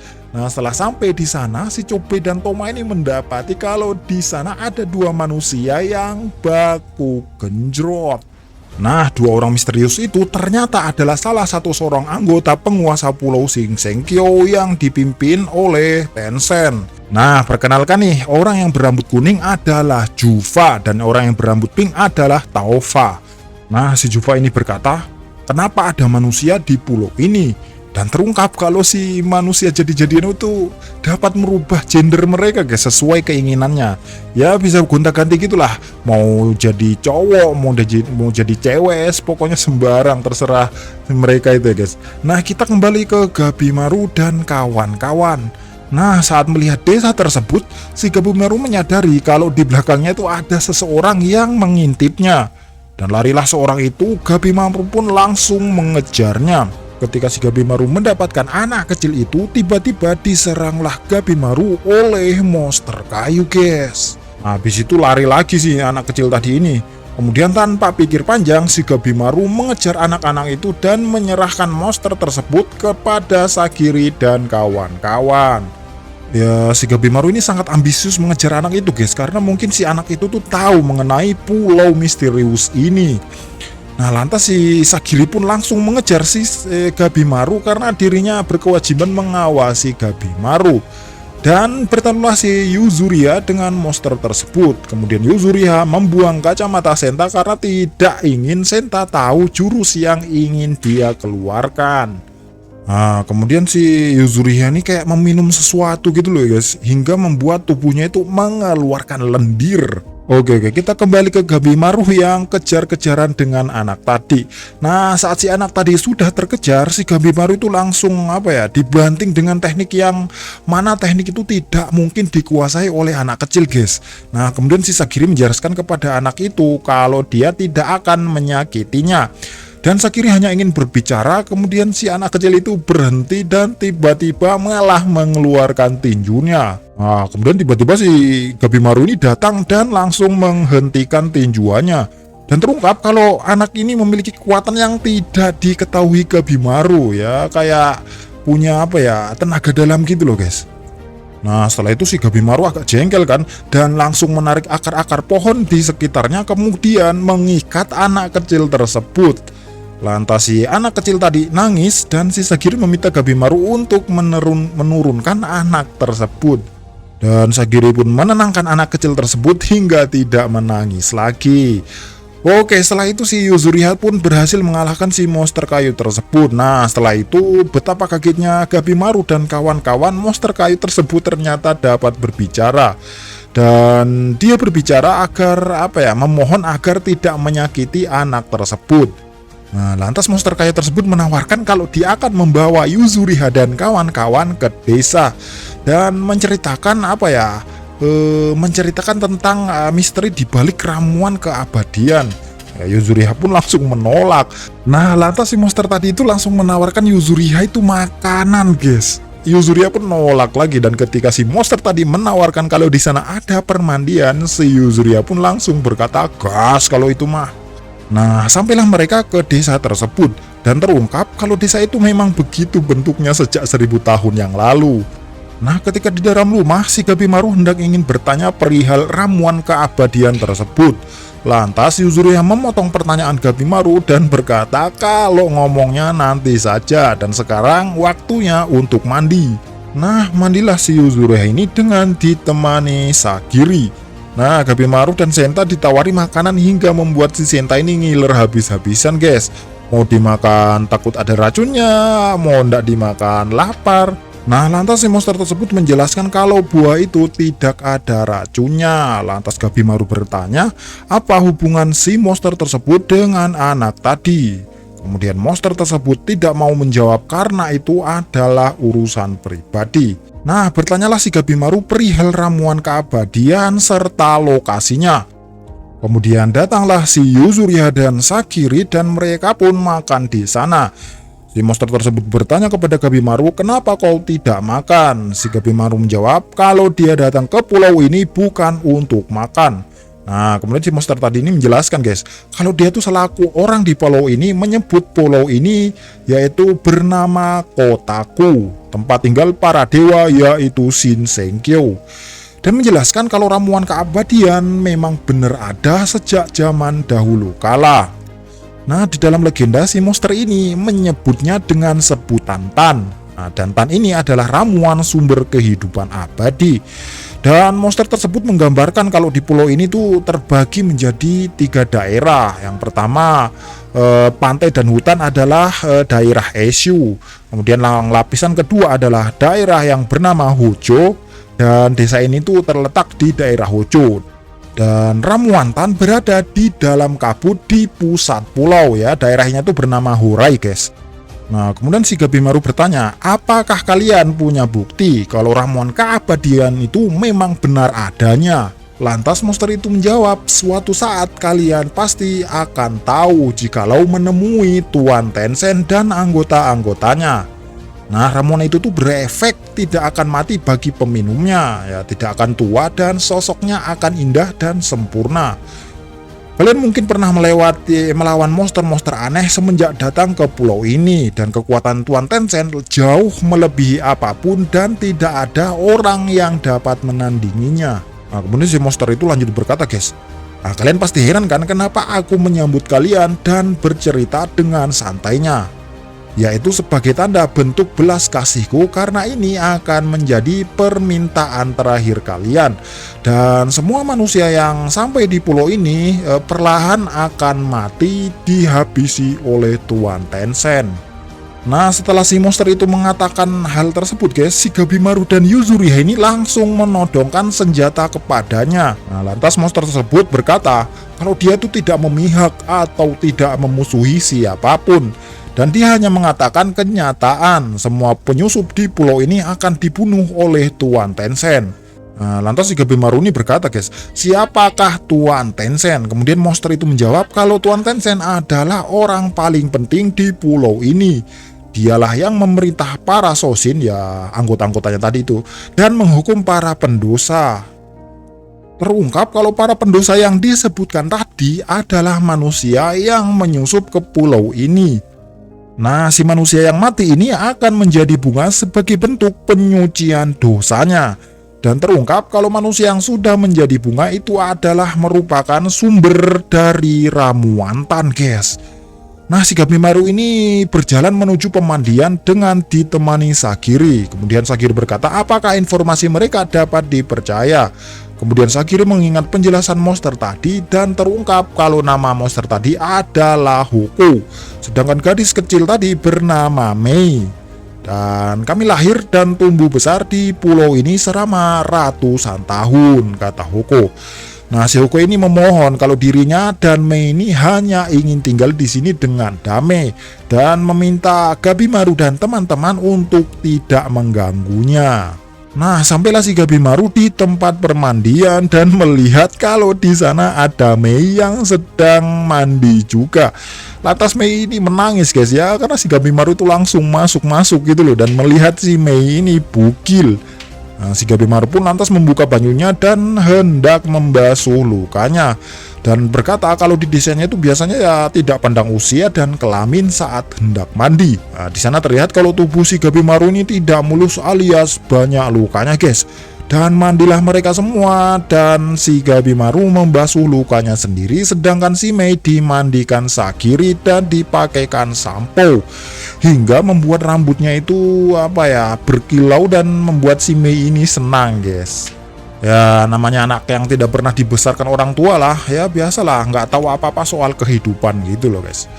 Nah saat si Gabimaru ini membasuh tubuhnya, si Gabimaru ini mengingat masa lalunya saat istrinya itu membasuh tubuhnya juga guys. Dan terungkap kalau sebenarnya dulu si Gabimaru itu ya tidak suka mandi gitu loh kayak kalian. Nah setelah menikah barulah si Gabimaru ini sering mandi. Dan istri Gabimaru saat itu selalu menasihati untuk istirahat selagi bisa. Kalau tidak istirahat, kelak dirinya akan kalah saat menghadapi pertarungan sesungguhnya. Dan pertarungan sesungguhnya adalah bernama kehidupan. Asik. Nah, di sana si Gabimaru itu dinasihati agar hidup bahagia dan jujur gitu loh guys. Selagi melakukan yang terbaik berdasarkan keyakinanmu, maka kerjakanlah. Ya, pokoknya gitulah yang dikatakan istrinya si Gabimaru ini guys. Nah, si istri Gabimaru juga berkata guys, kalau kamu sebagai jenderalnya dan aku sebagai ahli strateginya, dan istirahat adalah saran dan strategi dariku. Kemudian si Gabimaru ini berkata, apakah aku sebagai jenderal boleh memberikan strategi? Ya silahkan, kata istrinya. Nah, kemudian si Gabimaru berkata, jangan sembunyikan luka falconmu dengan rambutmu. Kamu tak perlu melakukan itu. Kemudian si istri Gabimaru ini menjawab, tidak, ini hanya sekadar gaya rambut kesukaanku saja, tetapi kalau ini perintah dari jenderal maka akan kulakukan. Oke, kita kembali ke Gabimaru yang sedang mandi tadi guys. Nah, setelah mandi si Gabimaru ini berkata kepada Mia agar tidak malu akan luka di punggungnya itu. Karena aku dulu kenal terhadap wanita yang mempunyai luka lebih besar daripada itu, akan tetapi lebih cantik dari siapapun. Nah, kemudian si Mia ini mendekati Gabimaru guys dengan ekspresi yang menunjukkan kalau si Mia itu berterima kasih. Nah, setelah itu si Sagiri bergumam di dalam hati kalau sesungguhnya si Gabimaru ini adalah benar-benar menjadi orang yang baik. Oke guys, setelah itu kita diperlihatkan masa lalu Tenza. Nah, si Tenza ini ternyata dulunya adalah orang miskin yang hidupnya di daerah kumuh. Dan orang tuanya itu kayak nggak memperdulikan gitu loh guys. Ya, makanya kalau si Tenza ini lapar ya mau nggak mau harus mencari makanan dengan cara mencuri dan merampas. Nah, suatu saat si Tenza ini berjalan di suatu kampung. Nah, di sana ditabraklah Tenza oleh gerombolan orang dewasa. Kemudian orang itu mencaci Tenza dan mengatakan kalau Tenza itu sampah masyarakat. Ya, tanpa pikir panjang si Tenza ini langsung menghabisi manusia songong tersebut di sebuah lorong. Nah, setelah menghabisi mereka datanglah si samurai Asaemon bernama Shion. Nah, disitulah si Shion merekrut si Tenza menjadi samurai Asaemon sekaligus menjadi muridnya. Oke, kita kembali ke masa sekarang ini. Nah, saat si Tenza ini dan Nugure ini bercerita, tiba-tiba datanglah salah satu pembesar dari Pulau Shinsengkyo itu guys. Ya, kita manggil saja dia Guiva ya. Nah, di sana larilah si Tenza ini dan Nugure. Dan tiba-tiba muncullah si Guiva ini dan langsung menyerangnya dengan tangannya tanpa menyentuhnya. Ya, kayak pakai tenaga dalam gitu loh guys. Ya, kalau di One Piece tuh kayak haki tingkat tinggi yang dikuasai Luffy dulu pas di negeri Wano Kuni. Nah, setelah itu si Nugure diserang dan si Nugure ini dapat menghindar dengan mudah. Dan tiba-tiba dengan cepat si Tenza ini menebas matanya dan terungkap kalau si Guiva ini dapat beregenerasi dan dengan cepat menyembuhkan matanya. Nah, melihat kejadian itu si Tenza ini berinisiatif guys untuk lari. Nah, ditebaslah si tubuh Guiva ini hingga terpotong-potong. Kemudian si Tenza dan Nugure langsung melarikan diri. Nah, saat si Tenza dan Nugure ini lari, tiba-tiba datanglah si Guiva ini lagi guys dengan tubuh yang belum selesai beregenerasi. Dan tiba-tiba terpenggalah si leher Guiva ini akibat lemparan pedang dari gurunya Tenza bernama Shion. Dan terungkap kalau si Shion ini ternyata buta guys dan dapat melihat dengan indera dan juga instingnya. Nah, di sana si Shion ini memarahi muridnya kan karena terlalu ceroboh dan hanya mengandalkan kecepatan saja gitu loh guys. Nah, si Shion ini sendiri karena kriminal yang dia awasi itu sudah meninggoy guys. Dan ketika si Shion ini hendak mau pulang, si Shion ini merasakan arus yang arus di sekitar Pulau Shinsengkyo ini tidak bisa mengeluarkan dari pulau guys. Jadi terus mengarah ke pulau gitu loh. Makanya dia nggak jadi pulang. Nah, kemudian si Shion ini bertanya kepada si muridnya ini, kenapa dia sebegitunya melindungi kriminal seperti Nugure ini? Nah, si Tenza menjelaskan kalau si Nugure ini tidak bersalah. Tetapi si gurunya itu membantahnya.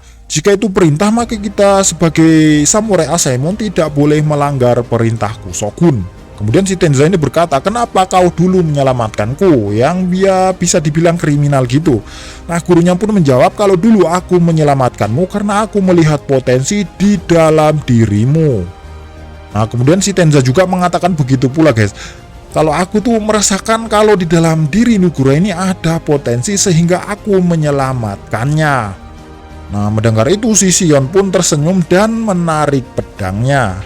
Nah, saat si Tenza ini sedang berbicara dengan gurunya, tiba-tiba muncullah Guiva di belakangnya dan langsung menyerangnya. Kemudian gurunya bergegas menjauhkannya dari Guiva dan malah gurunya ini yang terkena serangannya, guys.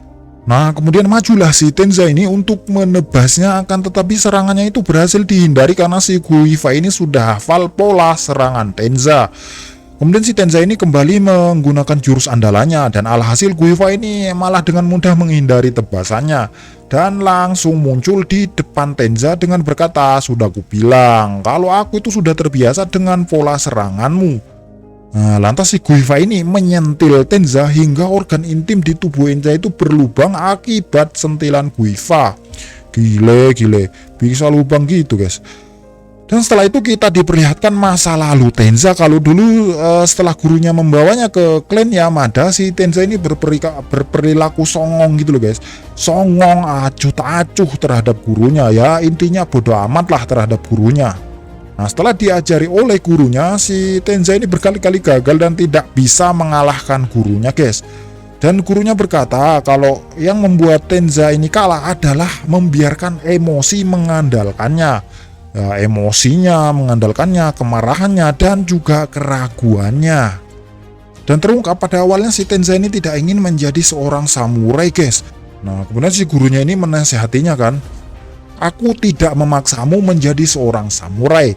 Akan tetapi suatu saat nanti jika kamu menemukan sesuatu yang ingin kau lindungi, kemampuan pedang yang kamu kembangkan pasti akan membantumu."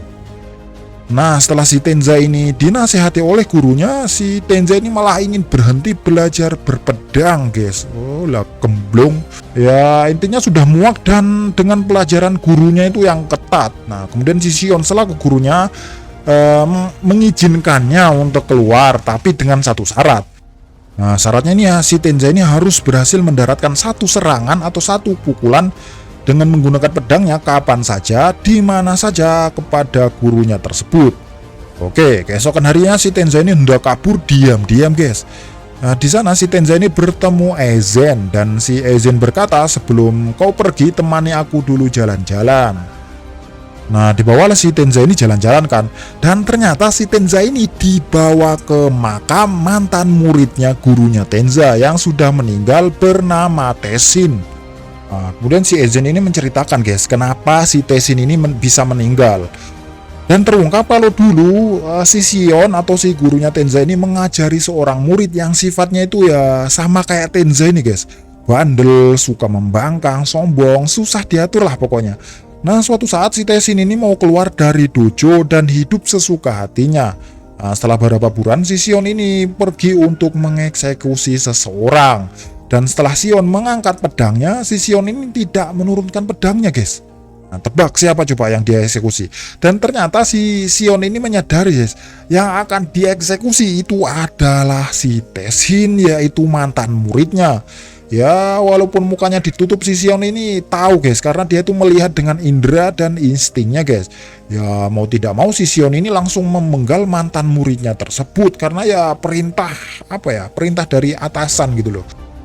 Dan terungkap kalau si Tessin ini menjadi kriminal karena setelah keluar dari dojo, si Tessin ini sulit menghidupi keluarganya, guys, dan beralih ke dunia kriminal. Nah, sejak saat itu si Sion atau si gurunya Tenza ini bersemangat mengajar adik seperguruannya dan mulai membantu orang lain.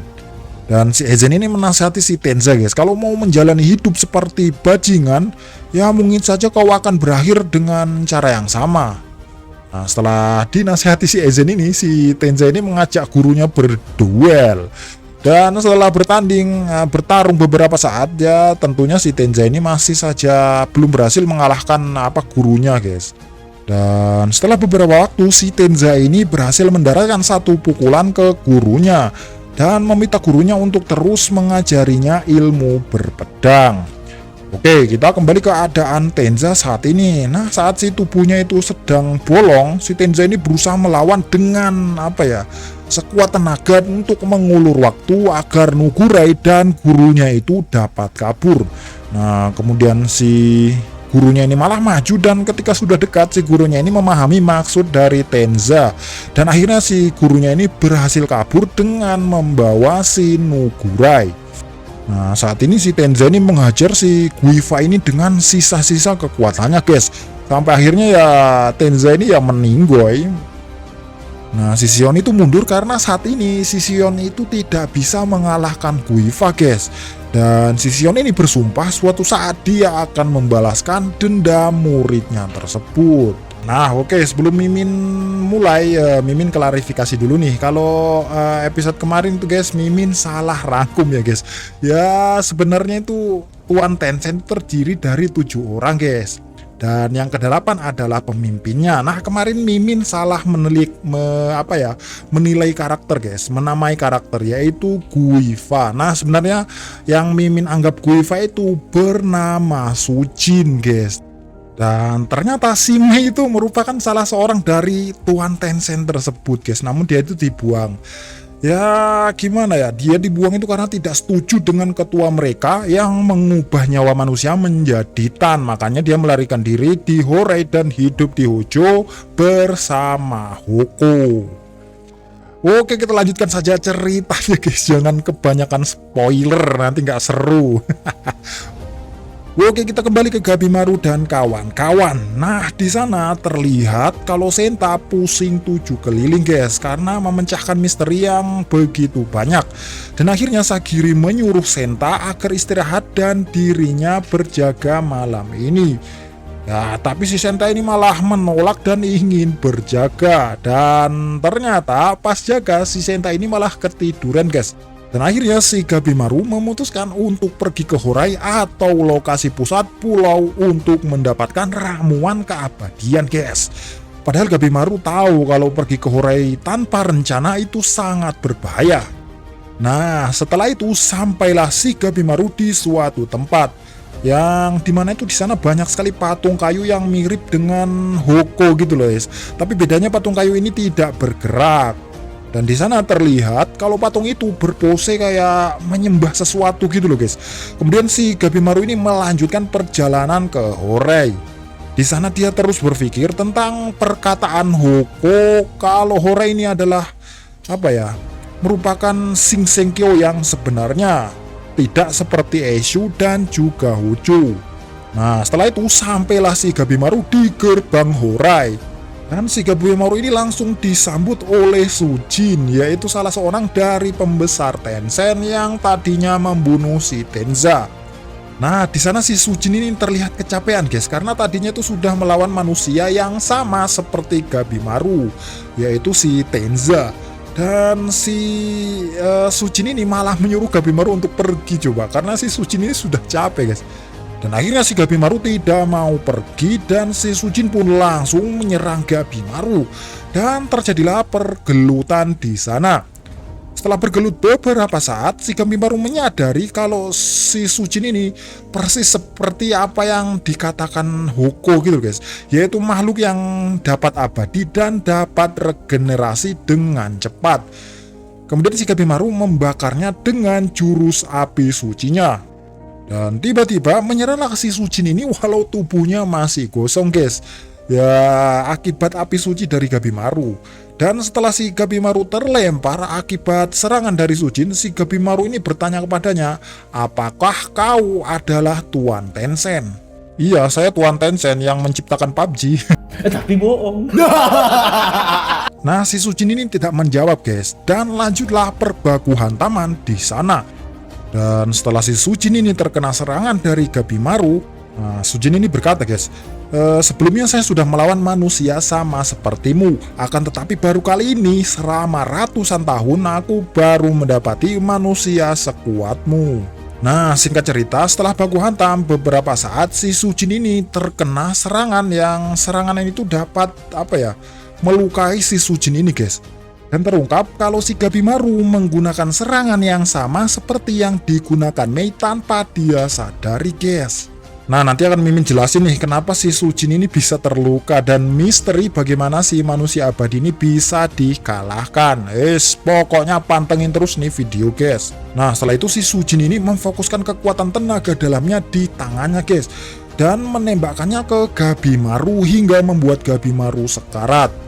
Nah, kemudian si Gabimaru ini bangkit karena mengingat istrinya dan maju tanpa harus tahu bagaimana cara mengalahkannya.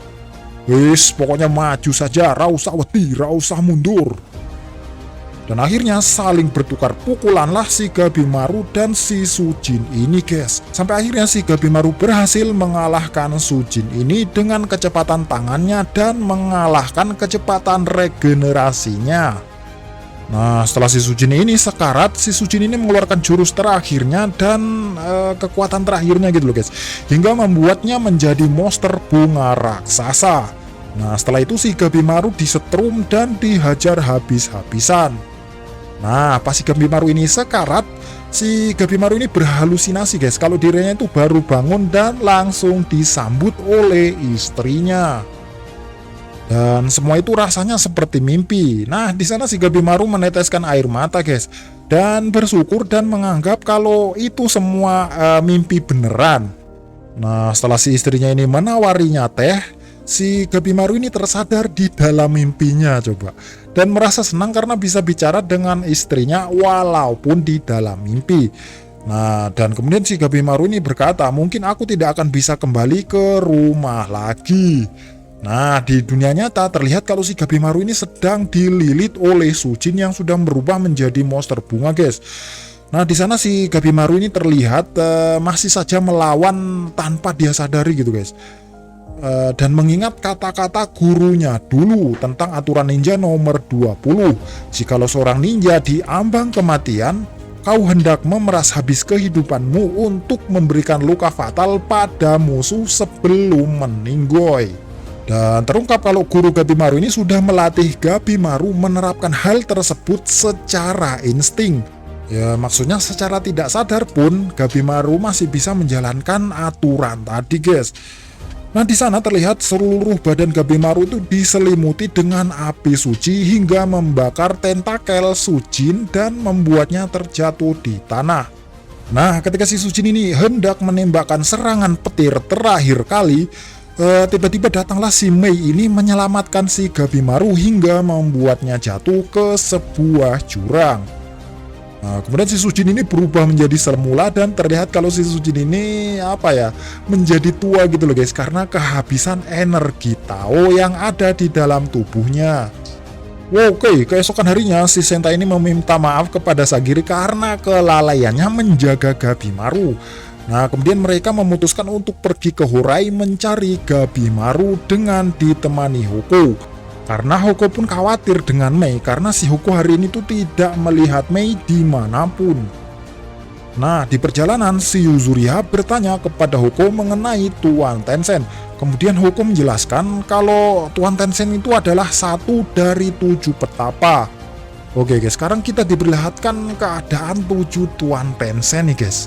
Dan pemimpin mereka itu bernama Rain, guys. Nah, di sana mereka itu rapat, guys, dan di sana si Juva ini menyalahkan Sujin karena tidak becus menjalani tugasnya, yaitu menghabisi manusia-manusia yang datang ke pulau ini. Dan terungkap kalau si Sujin ini menjadi tua karena menggunakan wujud Kishikinya. Dan kalau menggunakan wujud Kishiki itu memakan banyak energi Tao. Makanya wujud si Sujin ini langsung berubah menjadi tua, guys. Nah, di sana si Ren selaku ketua memarahi Juva agar tidak menyalahkan Sujin karena kita semua adalah keluarga. Dan keluarga itu harus bersatu dan saling mematuhi. Ya, artinya si Ren ini saja yang boleh melukai Sujin. Nah, lalu si Ren ini menanyai si Juva apakah dia berhasil menghabisi manusia yang kamu temui di dalam hutan. Nah, si Juva ini menjelaskan kalau dia tuh sudah mengalahkannya dan membuang manusia itu ke dalam lubang. Lantas si Ren berkata, jangan meremehkan manusia ini, karena baru-baru ini si Ren menemukan mayat Mosin, atau monster yang raksasa gitu, guys, yang nggak jelas bentuknya. Dan si Ren berkata kalau si Mosin mati, artinya manusia yang membunuhnya ini bukan manusia biasa. Dan Ray menduga kalau manusia yang membunuh si Mosen itu berbeda dari orang yang memojokkan Sujin tadi malam. Nah, kemudian si Ren menanyai Sujin apakah dia berhasil membunuh manusia yang memojokkannya tadi malam. Si Sujin pun menjawab dengan muka-muka takut gitu loh guys. Dan dia tuh menjawab kalau dia berhasil membunuhnya. Dan akhirnya bersulanglah mereka dengan meminum ramuan tan. Dan terlihat kalau tubuh si Sujin kembali seperti semula setelah meminum cairan tersebut. Nah, kembali ke perjalanan Hoko. Dan terungkap kalau si Hoko ini pada awalnya adalah manusia guys. Akan tetapi umurnya tuh agak sedikit lebih panjang. Nah, pada waktu itu tuh masyarakat tuh pada taat beribadah gitu loh guys. Dan desa pada waktu itu tuh makmur gitu loh guys. Akan tetapi setelah 1000 tahun tiba-tiba lambat laun tubuh mereka itu berubah menjadi pohon. Dan lambat laun kesadaran mereka itu menghilang guys. Oke, kita kembali ke keadaan Gabimaru guys. Nah, sadarlah si Gabimaru ini setelah diselamatkan oleh Mei. Dan menyadari kalau Tuan Tencent yang dia temui bukanlah dewa melainkan monster. Kalau mereka bukan dewa artinya si Gabimaru ini dapat membunuhnya, kata Gabimaru dalam hati. Nah, setelah itu bertemulah si Gabimaru dengan sang Raja Pedang Tamiya Gentet Susai. Oke, kita panggil saja si Gentet. Nah, ketika si Gabimaru ini hendak bertarung, si Fuji melerai mereka guys. Kalau mereka tuh saling bunuh maka masing-masing dari mereka tidak akan mendapatkan informasi dan keuntungan. Karena si Fuji ini terlihat hendak menyakiti gadis itu, si Gabimaru lantas menundukkan kepalanya guys. Dan meminta mereka berdua untuk kerjasama dengan Gabimaru. Nah, lantas si Gentet ini mengayunkan pedangnya untuk mengetes kalau si Gabimaru tidaklah berbohong. Dan benar saja si Gabimaru tidak bergerak sedikit pun guys. Dan menandakan kalau si Gabimaru ini tidaklah berbohong. Nah, awalnya si Fuji ini dan si Gentet ini masih penasaran kenapa si Gabimaru ini mau bekerja sama dengan dirinya. Dan setelah si Gabimaru menjelaskan ceritanya, si Gentet dan si Fuji ini malah terlihat antusias dan heran karena dia itu belum mengalami apa yang dialami Gabimaru. Nah, kemudian setelah itu, setelah mendengar semua pengalaman Gabimaru atau informasi dari Gabimaru, si Gentet ini bersedia bekerja sama dengan Gabimaru. Dan terungkap kalau si Gentet ini tidak mencari pengampunan guys, ya melainkan mencari keabadian. Tapi bohong. Maksud Gentet adalah dia akan mengukir namanya yang membuat namanya itu abadi guys ya. Maksudnya membuat namanya menjadi legenda yang dikenang gitu loh guys. Nah, si Fuji ini bersedia bekerja sama dengan Gabimaru karena si Fuji ini mempunyai hobi yang agak lain gitu loh guys. Yaitu hobinya itu membedah manusia dan menelitinya. Makanya kan dia tidak peduli dengan rencana besar Gentet mau membuat namanya abadi atau apalah, terserah. Ya intinya dia hanya ingin meneliti tubuh si Tencent ini yang katanya abadi. Nah, kemudian bangunlah si Mei ini guys. Dan terhenalah si Gabimaru karena tubuh Mei ini sudah berwujud makin dewasa gitu loh guys. Kemudian Gabimaru berterima kasih karena Mei sudah menolongnya dan memintanya untuk menceritakan soal ramuan keabadian serta kekuatan yang dia gunakan kemarin. Dan apakah si Mei ini juga termasuk dari Tuan Tencent? Oke, kita kembali ke Sagiri dan kawan-kawan. Setelah melihat kampung yang dipenuhi dengan patung tersebut, si Senta ini berteori guys kalau pulau ini adalah pulau bikinan manusia. Nah, kita kembali ke Gabimaru lagi yang bertanya kepada si Mei bagaimana cara mengalahkan si Tuan Tencent ini guys. Nah, si Mei ini cuma bisa menjawab tahu. Tahu itu kuat lemah, pikiran tubuh, kuat lemah, tenden putar. Pokoknya bahasa yang Mimin dan Gabimaru pun sulit untuk memahaminya guys. Nah, di sisi lain si Hoko ini juga menjelaskan apa itu tahu kepada Yuzuriha dan kawan-kawan. Ya intinya si Yuzuriha dan kawan-kawan juga belum mengerti guys apa itu tahu. Nah, di tempat lain si Nugura ini memohon kepada Sion yaitu gurunya Tenza untuk melatihnya menggunakan pedang. Ya tentunya untuk membalas dendamnya Tenza. Kemudian si Sion ini menolaknya karena tak ingin lagi Nugurai mati muda. Nah, setelah itu si Nugura ini memohon lagi guys kepada Sion agar mengajarinya. Karena dirinya itu nggak mau guys melihat orang-orang yang dicintainya itu satu persatu mati gitu loh guys. Dan terungkap kalau si Sion ini melihat dengan insting ya, kurang lebih serangannya itu sama guys dengan menggunakan Tao. Ya dari penjelasan yang Mimin tangkap, ilmu Tao itu adalah dengan memusatkan pikiran serta hati untuk tetap tenang ketika hendak mengeluarkannya guys. Dan terungkap kalau si Sion ini sudah menguasai ilmu Tao tanpa dia sadari. Nah oke, setelah itu si Sion ini mengajari Nugurai ilmu pedang guys. Kemudian datanglah monster di belakangnya dan dalam sekejap monster itu ditebas oleh Sion. Oke, kita kembali ke Gabimaru dan di sana terlihat kalau si Gentet ini menebas si monster-monster yang mendatanginya, seraya berkata kalau belajar ilmu Tao itu bukan hanya teori melainkan dengan praktek. Kemudian si Gentet ini menggendong si Mei dan terus berlatih cara menggunakan Tao. Oke, kita kembali ke Azachobe yang mencoba keluar dari lubang dengan menggendong adiknya. Dan akhirnya keluarlah si Chobe ini dari lubang tersebut guys. Ketika si Chobe dan adiknya ini bercerita, tiba-tiba datanglah seorang bermuka monster dan terungkap kalau dia adalah Doshi. Nah, nama Doshi ini adalah makhluk yang diciptakan Tuan Tencent guys, dan sekaligus menjadi murid serta tangan kanannya Tuan Tencent. Dan akhirnya terjadilah pertarungan antara si Chobe dan adiknya melawan salah seorang dari Doshi. Nah, si Chobe ini melawan Doshi dan adiknya ini melawan monster-monster keroco guys. Majulah si Toma dan langsung menghabisi para monster keroco tersebut satu persatu. Nah, setelah si Chobe ini bertarung beberapa saat, si Chobe ini terkena serangan fatal hingga membuatnya. Nah, setelah si Chobe ini terkena pukulan, si Chobe ini terluka parah guys. Dan ternyata si Chobe ini untungnya nggak mati guys, lantas balik menyerang si Doshi tersebut. Dan terungkap kalau si Chobe ini bisa beregenerasi selayaknya Tuan Tencent. Dan kalau kita ingat-ingat, si Chobe ini mendapatkan kekuatan regenerasinya tuh karena tadinya pas si Chobe ini di dalam lubang, tubuhnya itu sudah bercampur oleh tanaman perambat pengekstrak ramuan di dalam lubang tadi guys. Dan herannya lagi si Chobe ini ternyata sudah bisa mendeteksi aura Tao di dalam diri lawannya guys. Ya artinya si Chobe ini sudah bisa menguasai Tao. Dan si Chobe ini sudah tahu guys kalau Tao adalah kekuatan yang bisa menghabisi Tuan Tencent. Dan si Doshi itu melihat guys kalau di dalam tubuh Chobe ini meningkat pesat energi Tao-nya. Makanya si Doshi ini berniat untuk membunuh Chobe secepat mungkin. Ya, dan terjadilah pertarungan di sana. Nah, ketika si Chobe ini terkena serangan, anehnya aura Tao di dalam tubuhnya itu malah meningkat pesat guys.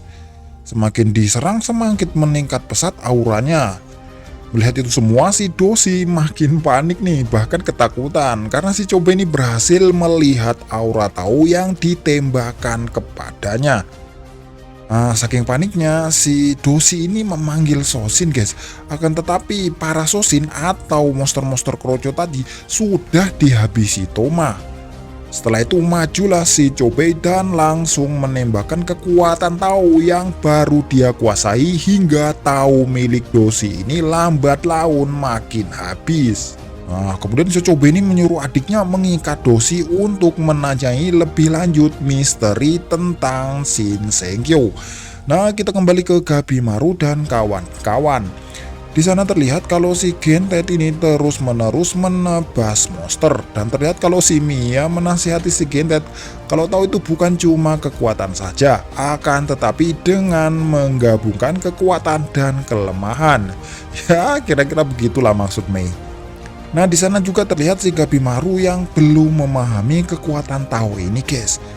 Ya, karena si Gabimaru ini cuma menggunakan kekuatannya saja, guys, dan belum bisa menggabungkan antara kekuatan dan kelemahan. Nah, di sana ternyata ada Doshi lain.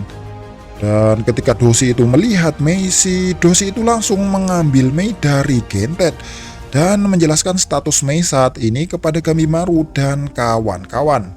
Nah, terungkap kalau Mei ini adalah salah satu dari Tuan Tencent yang diusir dari Horai sejak berabad-abad lalu. Nah, si Doshi ini menawarkan Mei untuk kembali ke Horai karena para Doshi sangat membutuhkan bantuan Mei, guys. Nah, setelah itu si Gabimaru langsung gercep di depan Mei. Karena si Mei ini terlihat sedih seolah-olah tidak mau kembali ke Hurei lagi, guys. Nah, setelah itu tiba-tiba muncullah Dosei lain dan langsung menyerang si Gabimaru dan kawan-kawan. Dan sebelum si Gentet ini maju, si Gentet ini ditembakkan dengan kekuatan Tao, guys, hingga membuatnya terheran-heran. Wow, jadi ini kekuatan Tao, kata Gentet. Dan mulailah perbaku hantaman. Nah, di sana terlihat kalau kedua belah pihak itu saling beradu pukulan, guys. Setelah itu salah satu Dosei bermuka kelabang itu bertanya kepada Gabimaru, kenapa Gabimaru menyelamatkannya, yaitu menyelamatkan si Mei itu. Dan si Gabimaru menjawab hanya ingin membantunya dari kesusahan. Lantas si Gabimaru berbalik bertanya kepada si Dosei muka kelabang itu, mengapa dia menginginkan gadis itu atau Mei. Ya, si Dosei muka kelabang itu langsung menjawab sebenarnya dia itu membutuhkan Mei untuk membantunya meningkatkan ilmu Tao yang dia miliki. Dan kocaknya si Dosei muka kelabang ini malah menjelaskan cara menguasai Tao. Dan terungkap kalau ada 5 tahapan bagi para Dosei itu untuk mempelajari ilmu Tao. Yang pertama Doin, Taisoku, Shitsu, Shiten, Bojujutsu, atau latihan yang membutuhkan lawan. Dan terungkap kalau si Mei ini dibuang karena si Mei ini salah seorang dari Lord Tencent yang cacat, guys, alias cuma punya aliran Yin. Makanya si Mei ini kabur karena Mei dulunya itu dihukum oleh Rain selaku ketua dari Lord Tencent, dan dihukum yang hukumannya itu diberikan 2 pilihan. 1. Mati dengan sengsara. 2. Menjadi lawan Mindset untuk para Dosei. Nah, si Mei ini ternyata menjadi lawan Mindset, memilih menjadi lawan Mindset para Dosei agar para Dosei itu menguasai kekuatan Tao, guys, dan kekuatan Tao-nya itu meningkat pesat gitu loh. Ya, karena para Dosei ini cuma punya aliran yang, guys. Nah, maka dari itu si Dosei bermuka kelabang ini sangat mengharapkan Mei untuk pulang ke Hurei. Ternyata cuma pengen ngintai, anjay. Goblok. Nah, sampai sini sudah paham belum? Yang belum paham gini-gini, guys. Maksudnya si Dosei ini menyuruh si Mei ini kembali untuk menjadi latihan, ya bahan latihannya itu untuk ngesek gitu loh, guys. Karena si Dosei ini punya aliran Yang, nah sedangkan si Mei ini punya Yin, maka bergabunglah antara Kuntai dan bergabunglah antara Yin dan Yang, makanya kekuatan Taunya itu bisa meningkat pesat akibat berkintai itu, guys. Oke, kita lupakan perkintai-kintaian itu ya. Kita kembali ke cerita. Nah, kemudian setelah si Gabimaru mendengar penjelasan itu, si Gabimaru sangat marah, guys, dan mengeluarkan aura-aura pembunuh. Dan lanjutlah pertarungan mereka. Sebelum melanjutkan pertarungan, kedua Dosei ini berubah mode gitu, guys. Dari mode biasa ke mode Kishikinya, yang intinya itu modenya bertambah kuat gitulah, guys. Nah, di tengah-tengah pertarungan si Fuji ini menjelaskan bagaimana cara menguasai dan melihat Tao, yaitu dengan menguasai keseimbangan antara kekuatan dan kelemahan. Dan si Fuji ini menyuruh Gabimaru untuk melemahkan hatinya agar bisa melihat aliran Tao. Nah, saat si Mei ini memegang tangan Gabimaru sambil menjelaskan kalau kekuatan Tao itu adalah buah dari kelemahan dan kelemahan adalah benih dari kekuatan, perlahan-lahan si Gabimaru ini dapat melihat aura Tao di tangan Gabimaru yang dipegang Mei sambil mengingat perkataan Sagiri dulu, guys. Nah, setelah itu si Gabimaru paham dan langsung maju menuju para Dosei tersebut. Dan terlihat kalau si Mei melihat Tao Gabimaru makin membesar. Dan saat si Gabimaru melawan monster tersebut, si Gabimaru menyadari, guys, kalau dulu di desanya sebenarnya sudah dilatih oleh gurunya, akan tetapi belum sampai pada tahapan menguasai, bahkan belum sampai tahapan melihat gitu loh, guys. Dan setelah menguasai Tao, si Gabimaru akhirnya bisa mengalahkan si Dosei muka kelabang dan muka kupu-kupu tersebut, guys. Nah, setelah mereka kalah, kembalilah mereka ke wujud aslinya. Nah, si Gabimaru ini bertanya, apakah kau masih punya rekan Dosei lain? Dan di manakah Lord Tencent saat ini? Nah, si dosi muka kelabang itu menjawab, ternyata masih ada 3 dosi lain yang tugasnya hanya memata-matai manusia lain yang masih ada di pulau ini. Nah, ketika si dosi muka kelabang ini hendak mengeluarkan jurus, dihabisilah si dosi tersebut oleh si Gentet dan si Gabimaru. Oke, kita pindah ke Sagiri dan kawan-kawan. Nah, di sana si Sagiri sudah sampai ke gerbang Hore, guys. Dan saat baru memasuki gerbang, si Sagiri dan kawan-kawan sudah disambut oleh Lord Tencent bernama Mudan. Dan seketika itu si Mudan langsung menebas Hoko dengan tau hingga membuat kepala Hoko ini buntung, guys. Nah, setelah itu si Yuzuriha ini langsung lari dan tiba-tiba muncullah si Mudan di belakangnya dan langsung menangkapnya. Nah, di sana Mudan menjelaskan kalau dirinya itu merupakan eksperimen dari masternya. Bahkan semua yang ada di pulau ini merupakan eksperimen dari masternya, guys. Nah, penasaran kan dengan masternya Mudan? Nice, ikuti saja cerita anime ini sampai habis, guys. Jangan langsung spoiler, nanti nggak seru. Oke, lanjut ke ceritanya. Wah, kemudian muncullah manusia jadi-jadian. Terungkap kalau si Mudan ini suka membuat manusia jadi-jadian ini dengan bahan manusia sungguhan. Paham nggak? Ya, kurang lebih begitulah kelebihannya si Mudan, guys. Nah, saat si Senta ini bertanya mengenai Tan atau ramuan keabadian, si Mudan ini bingung, guys. Maksud dari ramuan keabadian itu apa? Dan terungkap kalau ramuan keabadian itu tidak ada, guys. Dan Tan merupakan ramuan khusus yang diekstrak dari nyawa manusia yang hanya bisa diminum oleh para Lord Tencent. Ya, kalau manusia meminumnya itu, si manusia itu akan berubah menjadi bunga atau tanaman. Nah, setelah mendengarkan penjelasan si Mudan, si Sagiri ini masih sempat-sempatnya mengkhawatirkan Gabimaru gitu loh, guys. Bagaimana si Gabimaru nanti bisa selamat dari hukuman kalau ramuan keabadian itu tidak ada. Nah, kemudian si Yuzuriha ini diam-diam mengeluarkan jurus ninjanya dan balik menyerang si Mudan, bahkan memenggalnya, guys. Nah, setelah itu si Yuzuriha mengira kalau si Mudan itu sudah mati. Ketika hendak meninggalkan tempat itu, alangkah kagetnya si Yuzuriha dan kawan-kawan kalau si Mudan ini belum meninggoy ternyata. Dan setelah beregenerasi, si Mudan ini langsung menyerang Yuzuriha dengan ledakan manusia jadi-jadian itu. Dan alhasil, si Yuzuriha dapat menghindari serangan tersebut. Dan si Mudan heran kalau si Yuzuriha itu ternyata bisa melihat aura Tao. Dan Yuzuriha menjelaskan kalau di desanya itu Tao itu disebut dengan Ki. Walaupun demikian, si Yuzuriha ini belum bisa menguasai Tao atau Ki tersebut, guys. Nah, kemudian si Mudan ini ingin mengajari si Yuzuriha tentang ilmu Tao dengan niat jahat, hanya ingin mengubah si Yuzuriha ini menjadi ramuan Tan tingkat tinggi. Nah, jadi kalau manusianya itu jago atau sangar gitu, maka ramuan Tannya itu juga makin jago dan makin tingkat tinggi gitu loh, guys.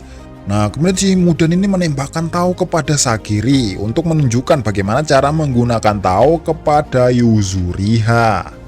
Setelah menjelaskan itu kepada Yuzuriha, si Senta menebas lengan dan kaki Mudan dan Yuzuriha lanjut menyerangnya dengan jurus lendir andalannya. Hingga si Mudan terpotong-potong hingga menyisakan pinggang ke bawah, guys. Nah, setelah si Mudan bangkit kembali, si Mudan ini diserang habis-habisan oleh Yuzuriha dan juga Senta. Akan tetapi serangannya dapat dihindari dengan mudahnya. Lantas si Mudan menghantam Senta dan mengikat Yuzuriha dan menjelaskan kalau Tao itu seperti busana. Jikalau kita memakainya, maka musuh dari segala arah akan terlihat. Nah, kemudian si Sagiri ini menanyakan kepada Hoko tentang kelemahan Tencent tersebut. Dan si Hoko menjelaskan kalau kelemahannya ada pada pusarnya. Mendengar penjelasan itu, si Sagiri maju dan menembas pusarnya. Dan alhasil, si Mudan ini dapat beregenerasi karena serangan Sagiri tidak menggunakan Tao. Nah, kemudian setelah si Mudan ini menyembuhkan perutnya, si Sagiri ini menarik napas, guys. Dan terlihat kalau ketika si Sagiri ini menarik napas dan memusatkan pikirannya, jumlah Tao Sagiri itu meningkat pesat, guys. Dan setelah Mudan melihat itu, si Mudan itu langsung bergegas menghindari serangannya. Walau demikian, si Mudan ini mendapatkan luka di kepalanya. Dan herannya, lukanya itu tidak sembuh atau tidak beregenerasi lagi, guys. Dan si Mudan ini masih terheran-heran kenapa manusia biasa itu bisa meningkatkan Tao secara instan. Nah, setelah si Sagiri ini berhasil melukai si Mudan ini langsung mengeluarkan aura Tao yang lebih kuat, guys. Dan terungkap kalau si Sagiri pun kadang-kadang bisa melihat aura Tao tersebut, karena si Sagiri ini sudah biasa melihat aura yang keluar dari tubuh Gabimaru, guys. Ya, auranya itu terlihat agak mirip-mirip, kata Sagiri. Nah, setelah itu si Mudan mengeluarkan jurus Hotsu dengan nama Pezirah Malam Bumiyin, dan ternyata itu adalah jurus menghilangkan diri. Nah, sesaat sebelum Mudan menyerang si Sagiri, si Yuzuriha ini menahan Mudan dengan jurus lendirnya, guys. Kemudian Sagiri bersiap menebasnya dengan memfokuskan pernapasannya, dan alhasil si Sagiri ini malah terkena tembakan Tao yang keluar dari mulut Mudan. Nah, kemudian si Yuzuriha ini diserang oleh manusia jadi-jadian, dan Senta pun berhasil menghalaunya. Nah, singkat cerita, setelah bertarung beberapa saat, si Senta ini berhasil menebas tangan dan kakinya. Ketika Sagiri hendak berfokus menebas si Mudan, ternyata si Mudan ini nge-cheat, anjir. Nah, si Mudan ini ternyata bisa terbang di udara, guys, yaitu dengan memanipulasi Tao di udara. Nah, kemudian si Mudan ini nge-cheat lagi, guys, dan merubah kelaminnya menjadi perempuan dan langsung menembakkan hujan Tao dari atas udara. Dan alhasil si Sagiri dan Yuzuriha pun selamat, walau si Sagiri muntah darah akibat banyak mengeluarkan pernapasan, dan si Senta pun malah terkena hujanan Tao tersebut. Nah, kemudian setelah itu si Yuzuriha membuat rencana, yaitu Yuzuriha mencoba menghentikan gerakannya dan Sagiri yang akan mengeksekusinya. Dan majulah si Yuzuriha ini dan langsung mengikat kakinya dengan jurus lendirnya. Akan tetapi si Yuzuriha ini dihujani dengan kekuatan Tao. Nah, setelah si Yuzuriha ini menahan hujanan Tao tersebut, kemudian Yuzuriha membanting si Mudan hingga jatuh di tanah. Karena si Mudan ini merasa emosi dan merubah kelaminnya lagi menjadi laki-laki, guys. Kemudian si Senta ini menikamnya dari belakang dan menahannya, guys, dan memberi kesempatan Sagiri untuk memenggalnya. Dan alhasil si Sagiri ini berhasil menebas inti dari Mudan, yaitu pusarnya atau perutnya. Dan terlihat kalau si Mudan sudah tidak bergerak lagi akibat tebasan dari Sagiri. Nah, istirahatlah mereka semua kan. Nah, di sana si Sagiri bertanya kepada Senta, apakah si Senta ini mempunyai kenangan dengan Yuzuriha, atau kata lain, apakah si Senta ini mempunyai perasaan terhadap Yuzuriha. Nah, si Senta ini mengelak gitu loh, guys, dan menjelaskan kalau dia itu iri dengan Yuzuriha, yaitu iri dengan sifat kebebasannya. Karena dulu ketika si Senta ini masih muda, si Senta ini ingin menjadi seniman, guys. Akan tetapi keluarganya memaksanya menjadi Algojo Asaemon. Ya, dengan kata lain, si Senta ini tidak boleh berprofesi selain menjadi Algojo atau samurai Asaemon, guys. Nah, sebenarnya si Senta ini membenci keluarga Yamada Asaemon, guys, dan tidak suka membunuh manusia. Dan si Senta menjadi peringkat kelima klan Yamada bukan karena kekuatannya, akan tetapi karena kerajinannya, guys. Dan lambat laun mau tak mau si Senta ini ya harus mengeksekusi orang, ya, karena gimana ya, tuntutan pekerjaan gitu loh. Dan saat bertemu Yuzuriha, si Yuzuriha ini tahu kalau si Senta ini sebenarnya tidak peduli dengan tugas ini, bahkan tidak peduli dengan keluarganya sendiri, guys. Nah, di sanalah si Senta ini kagum dengan sifat bebas si Yuzuriha. Oke, kita pindah ke Gabimaru dan kawan-kawan yang sudah berhasil membunuh si Doshi, Muka Kelabang, dan Muka Kupu-Kupu. Dan si Gabimaru menyadari meskipun sudah merasakan Tao, tapi belum bisa menggunakan Tao dengan sempurna. Nah, di sana si Gabimaru berkata kepada Mei, kalau Mei menginginkan sesuatu, maka katakan saja ya, karena si Gabimaru ini ingin balas budi. Balas budi karena si Gabimaru ini sudah diselamatkan sebanyak 2 kali, guys. Nah, setelah melihat sikap Gabimaru terhadap Mei, si Fuji ini heran guys dan bingung karena catatan yang diberikan Sagiri itu sifat Gabimaru ini tidak mempunyai perasaan, dengan kata lain manusia hampa. Dan si Fuji ini percaya kalau si Gabimaru sebenarnya sudah berubah banyak semenjak datang ke pulau ini. Oke, kita kembali ke Sagiri dan kawan-kawan. Nah, setelah istirahat beberapa saat, si Yuzuriha ini merasa ada yang aneh. Kenapa ada bunga yang tumbuh di badan Mudan? Dan tiba-tiba ditembaklah si Yuzuriha dengan sengat bunga. Dan tepat sebelum mengenai si Yuzuriha, si Senta ini mengorbankan dirinya guys, hingga dirinya itu berubah menjadi bunga. Dan terungkap kalau si Mudan sudah berubah wujudnya menjadi wujud Kiseki. Nah, melihat wujud Kiseki Mudan, si Sagiri dan si Yuzuriha sudah putus asa guys. Dan diseranglah si Yuzuriha dan Sagiri dengan sengat bunga seperti tadi. Dan tiba-tiba sering datanglah Shion dan langsung menebas semua serangan Mudan. Nah, di sana si Shion menyuruh Nurugain itu memotong bunga dan akar yang tumbuh di tubuh Senta, guys. Dan ya untuk istilahnya untuk memperlambat transformasi Senta menjadi bunga. Kemudian si Shion pun menyuruh si Sagiri dan Yuzuriha menjauh menyelamatkan diri. Nah, ternyata selama ini si Shion ini membunuh monster-monster di sana untuk mencari tahu cara mengalahkan si Tencent. Dan terjadilah perbaku hantaman di sana antara Mudan mode Kiseki dan Shion mode Tao. Oke, di sana si Senta terlihat sudah sekarat guys akibat racun dari serangan Mudan tersebut. Saat si Yuzuriha hendak memberikan salep penghenti pendarahan, ternyata pertarungan Shion dan Mudan itu sangat sengit guys. Hingga menyebabkan serangan Mudan yaitu hujan Tao menghujani seluruh lokasi yang ada di sana. Ya otomatis larilah si Yuzuriha ini dan kawan-kawan kan. Nah, setelah bertarung beberapa saat terlihat kalau serangan Shion itu tidak membuat si Mudan ini beregenerasi. Ya artinya si Shion ini sudah mahir menggunakan Tao guys. Walaupun demikian, si Shion ini ternyata sudah kena percikan racun dari serangan Mudan hingga membuat tubuhnya menumbuhkan bunga. Nah, senanglah si Mudan ini kan. Dan terlihat kalau si Shion menebas dirinya sendiri dan mencabut seluruh bunga yang tumbuh pada dirinya. Nah, di sana si Shion ini bergumam guys. Kira-kira apa saya bisa menghabisi monster ini dengan kondisi fisikku saat ini? Nah, setelah si Sagiri melihat tubuh dan keadaan Shion, si Sagiri ini berniat membantunya. Nah, di sana si Yuzuriha terlihat capek dan tidak mau bertarung lagi, guys. Nah, kemudian setelah itu si Nurugain ini memeluk Yuzuriha dan Sagiri dan bertanya apakah tubuhnya agak baikan. Dengan kata lain, apakah stamina mereka sudah pulih. Dan terungkap kalau si Nurugain ini ternyata bisa mentransfer energi Tao, guys.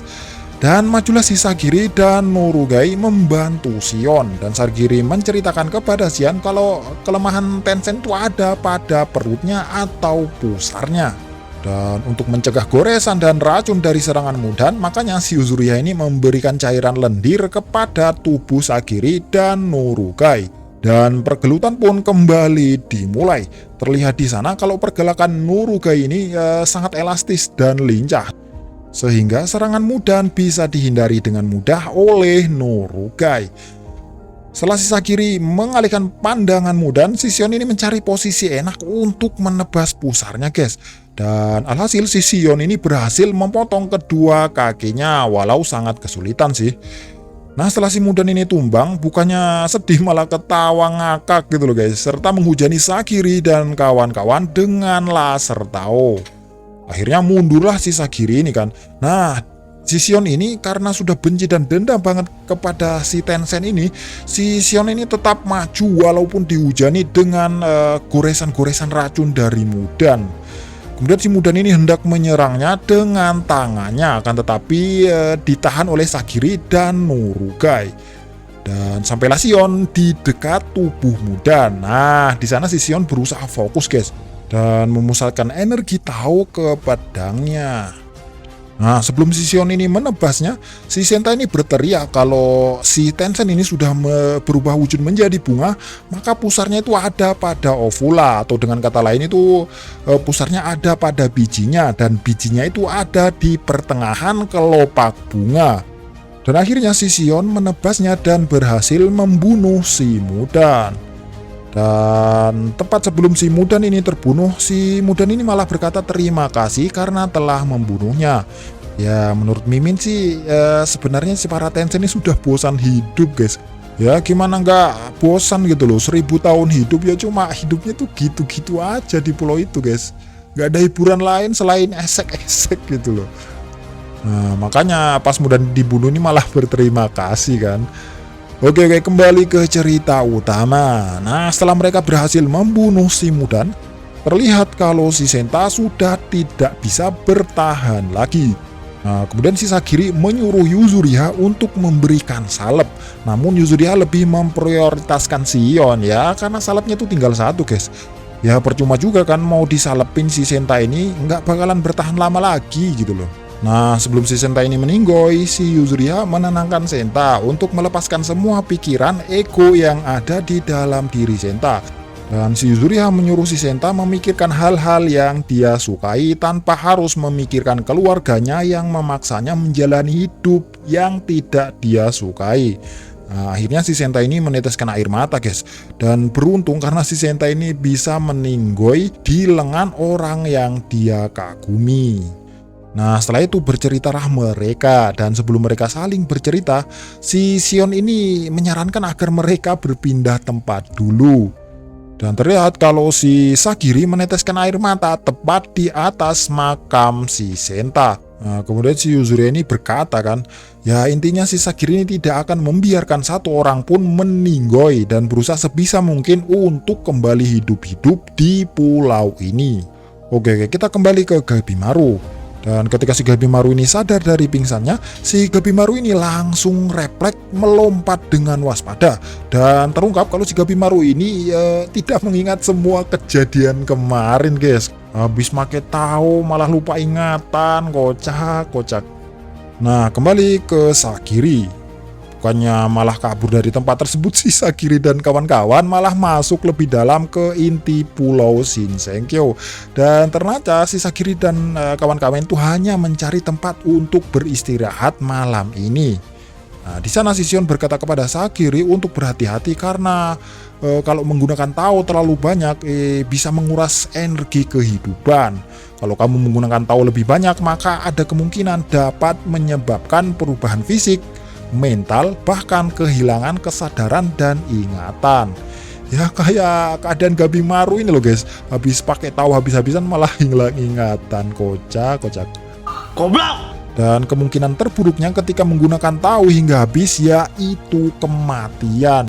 Nah setelah si Sagiri ini menjelaskan kalau kata Gabimaru ramuan abadi itu ada karena gurunya si Gabimaru ini katanya abadi. Nah si Yuzuriha ini menjelaskan kepada Sagiri jangan-jangan si Gabimaru ini terkena genjutsu atau ilusi, yang mana si Gabimaru ini menganggap gurunya ini abadi padahal tidak. Nah di sana nih Sagiri panik dan pucat guys. Jangan-jangan semua yang dicerita Gabimaru tentang kepala desa bahkan tentang istrinya itu hanyalah ilusi. Nah kembali ke Gabimaru. Nah anehnya si Gabimaru ini bener-bener nggak ingat apa-apa guys. Nama-nama temennya, musuh, bahkan dia tuh nggak ingat kenapa dia berada di tempat ini guys. Dan yang dia ingat hanyalah dirinya sendiri, yaitu ninja terkuat Iwagakure Gabimaru si Hampa. Nah si Mei ini langsung menanyai Gabimaru tentang keadaannya. Lantas Gabimaru menjawab kalau dia baik-baik saja. Padahal di penglihatan Mei, si Gabimaru ini kehilangan energi Tao tepat di area otaknya guys. Makanya kan dia tidak bisa ingat siapa-siapa lagi. Nah kembali ke Sagiri. Di sana si Sagiri termenung karena si Sagiri itu merasa sedih guys. Baru 3 malam di pulau ini, si Sagiri ini sudah kehilangan banyak rekan-rekan Asaemon lainnya. Bukan hanya sedih karena kehilangan teman-temannya, tapi juga sedih tentang Gabimaru. Kalau semua yang dikatakan Yuzuriha ini benar tentang masa lalu Gabimaru itu hanya ilusi, maka nggak tahu lagi deh ke depannya si Gabimaru ini akan menjadi apa.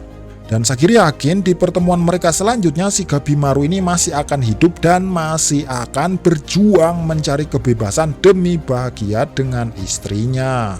Tamat. Tamatnya sudah Acusan tadi.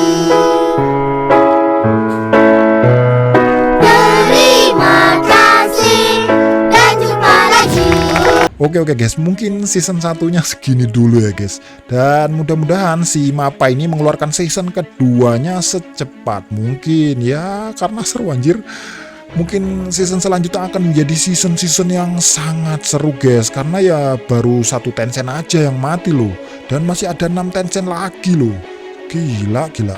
Ini seasonnya akan menjadi season berapa ini nanti ini? Oke lah kalau gitu Mimin pamit undur diri. Jangan lupa klik tombol subscribe sebelum pergi, dan sampai jumpa lagi di season-season yang akan datang nanti. Player haters, masturbators, bitches all up in my shit. Living skit, you know you did.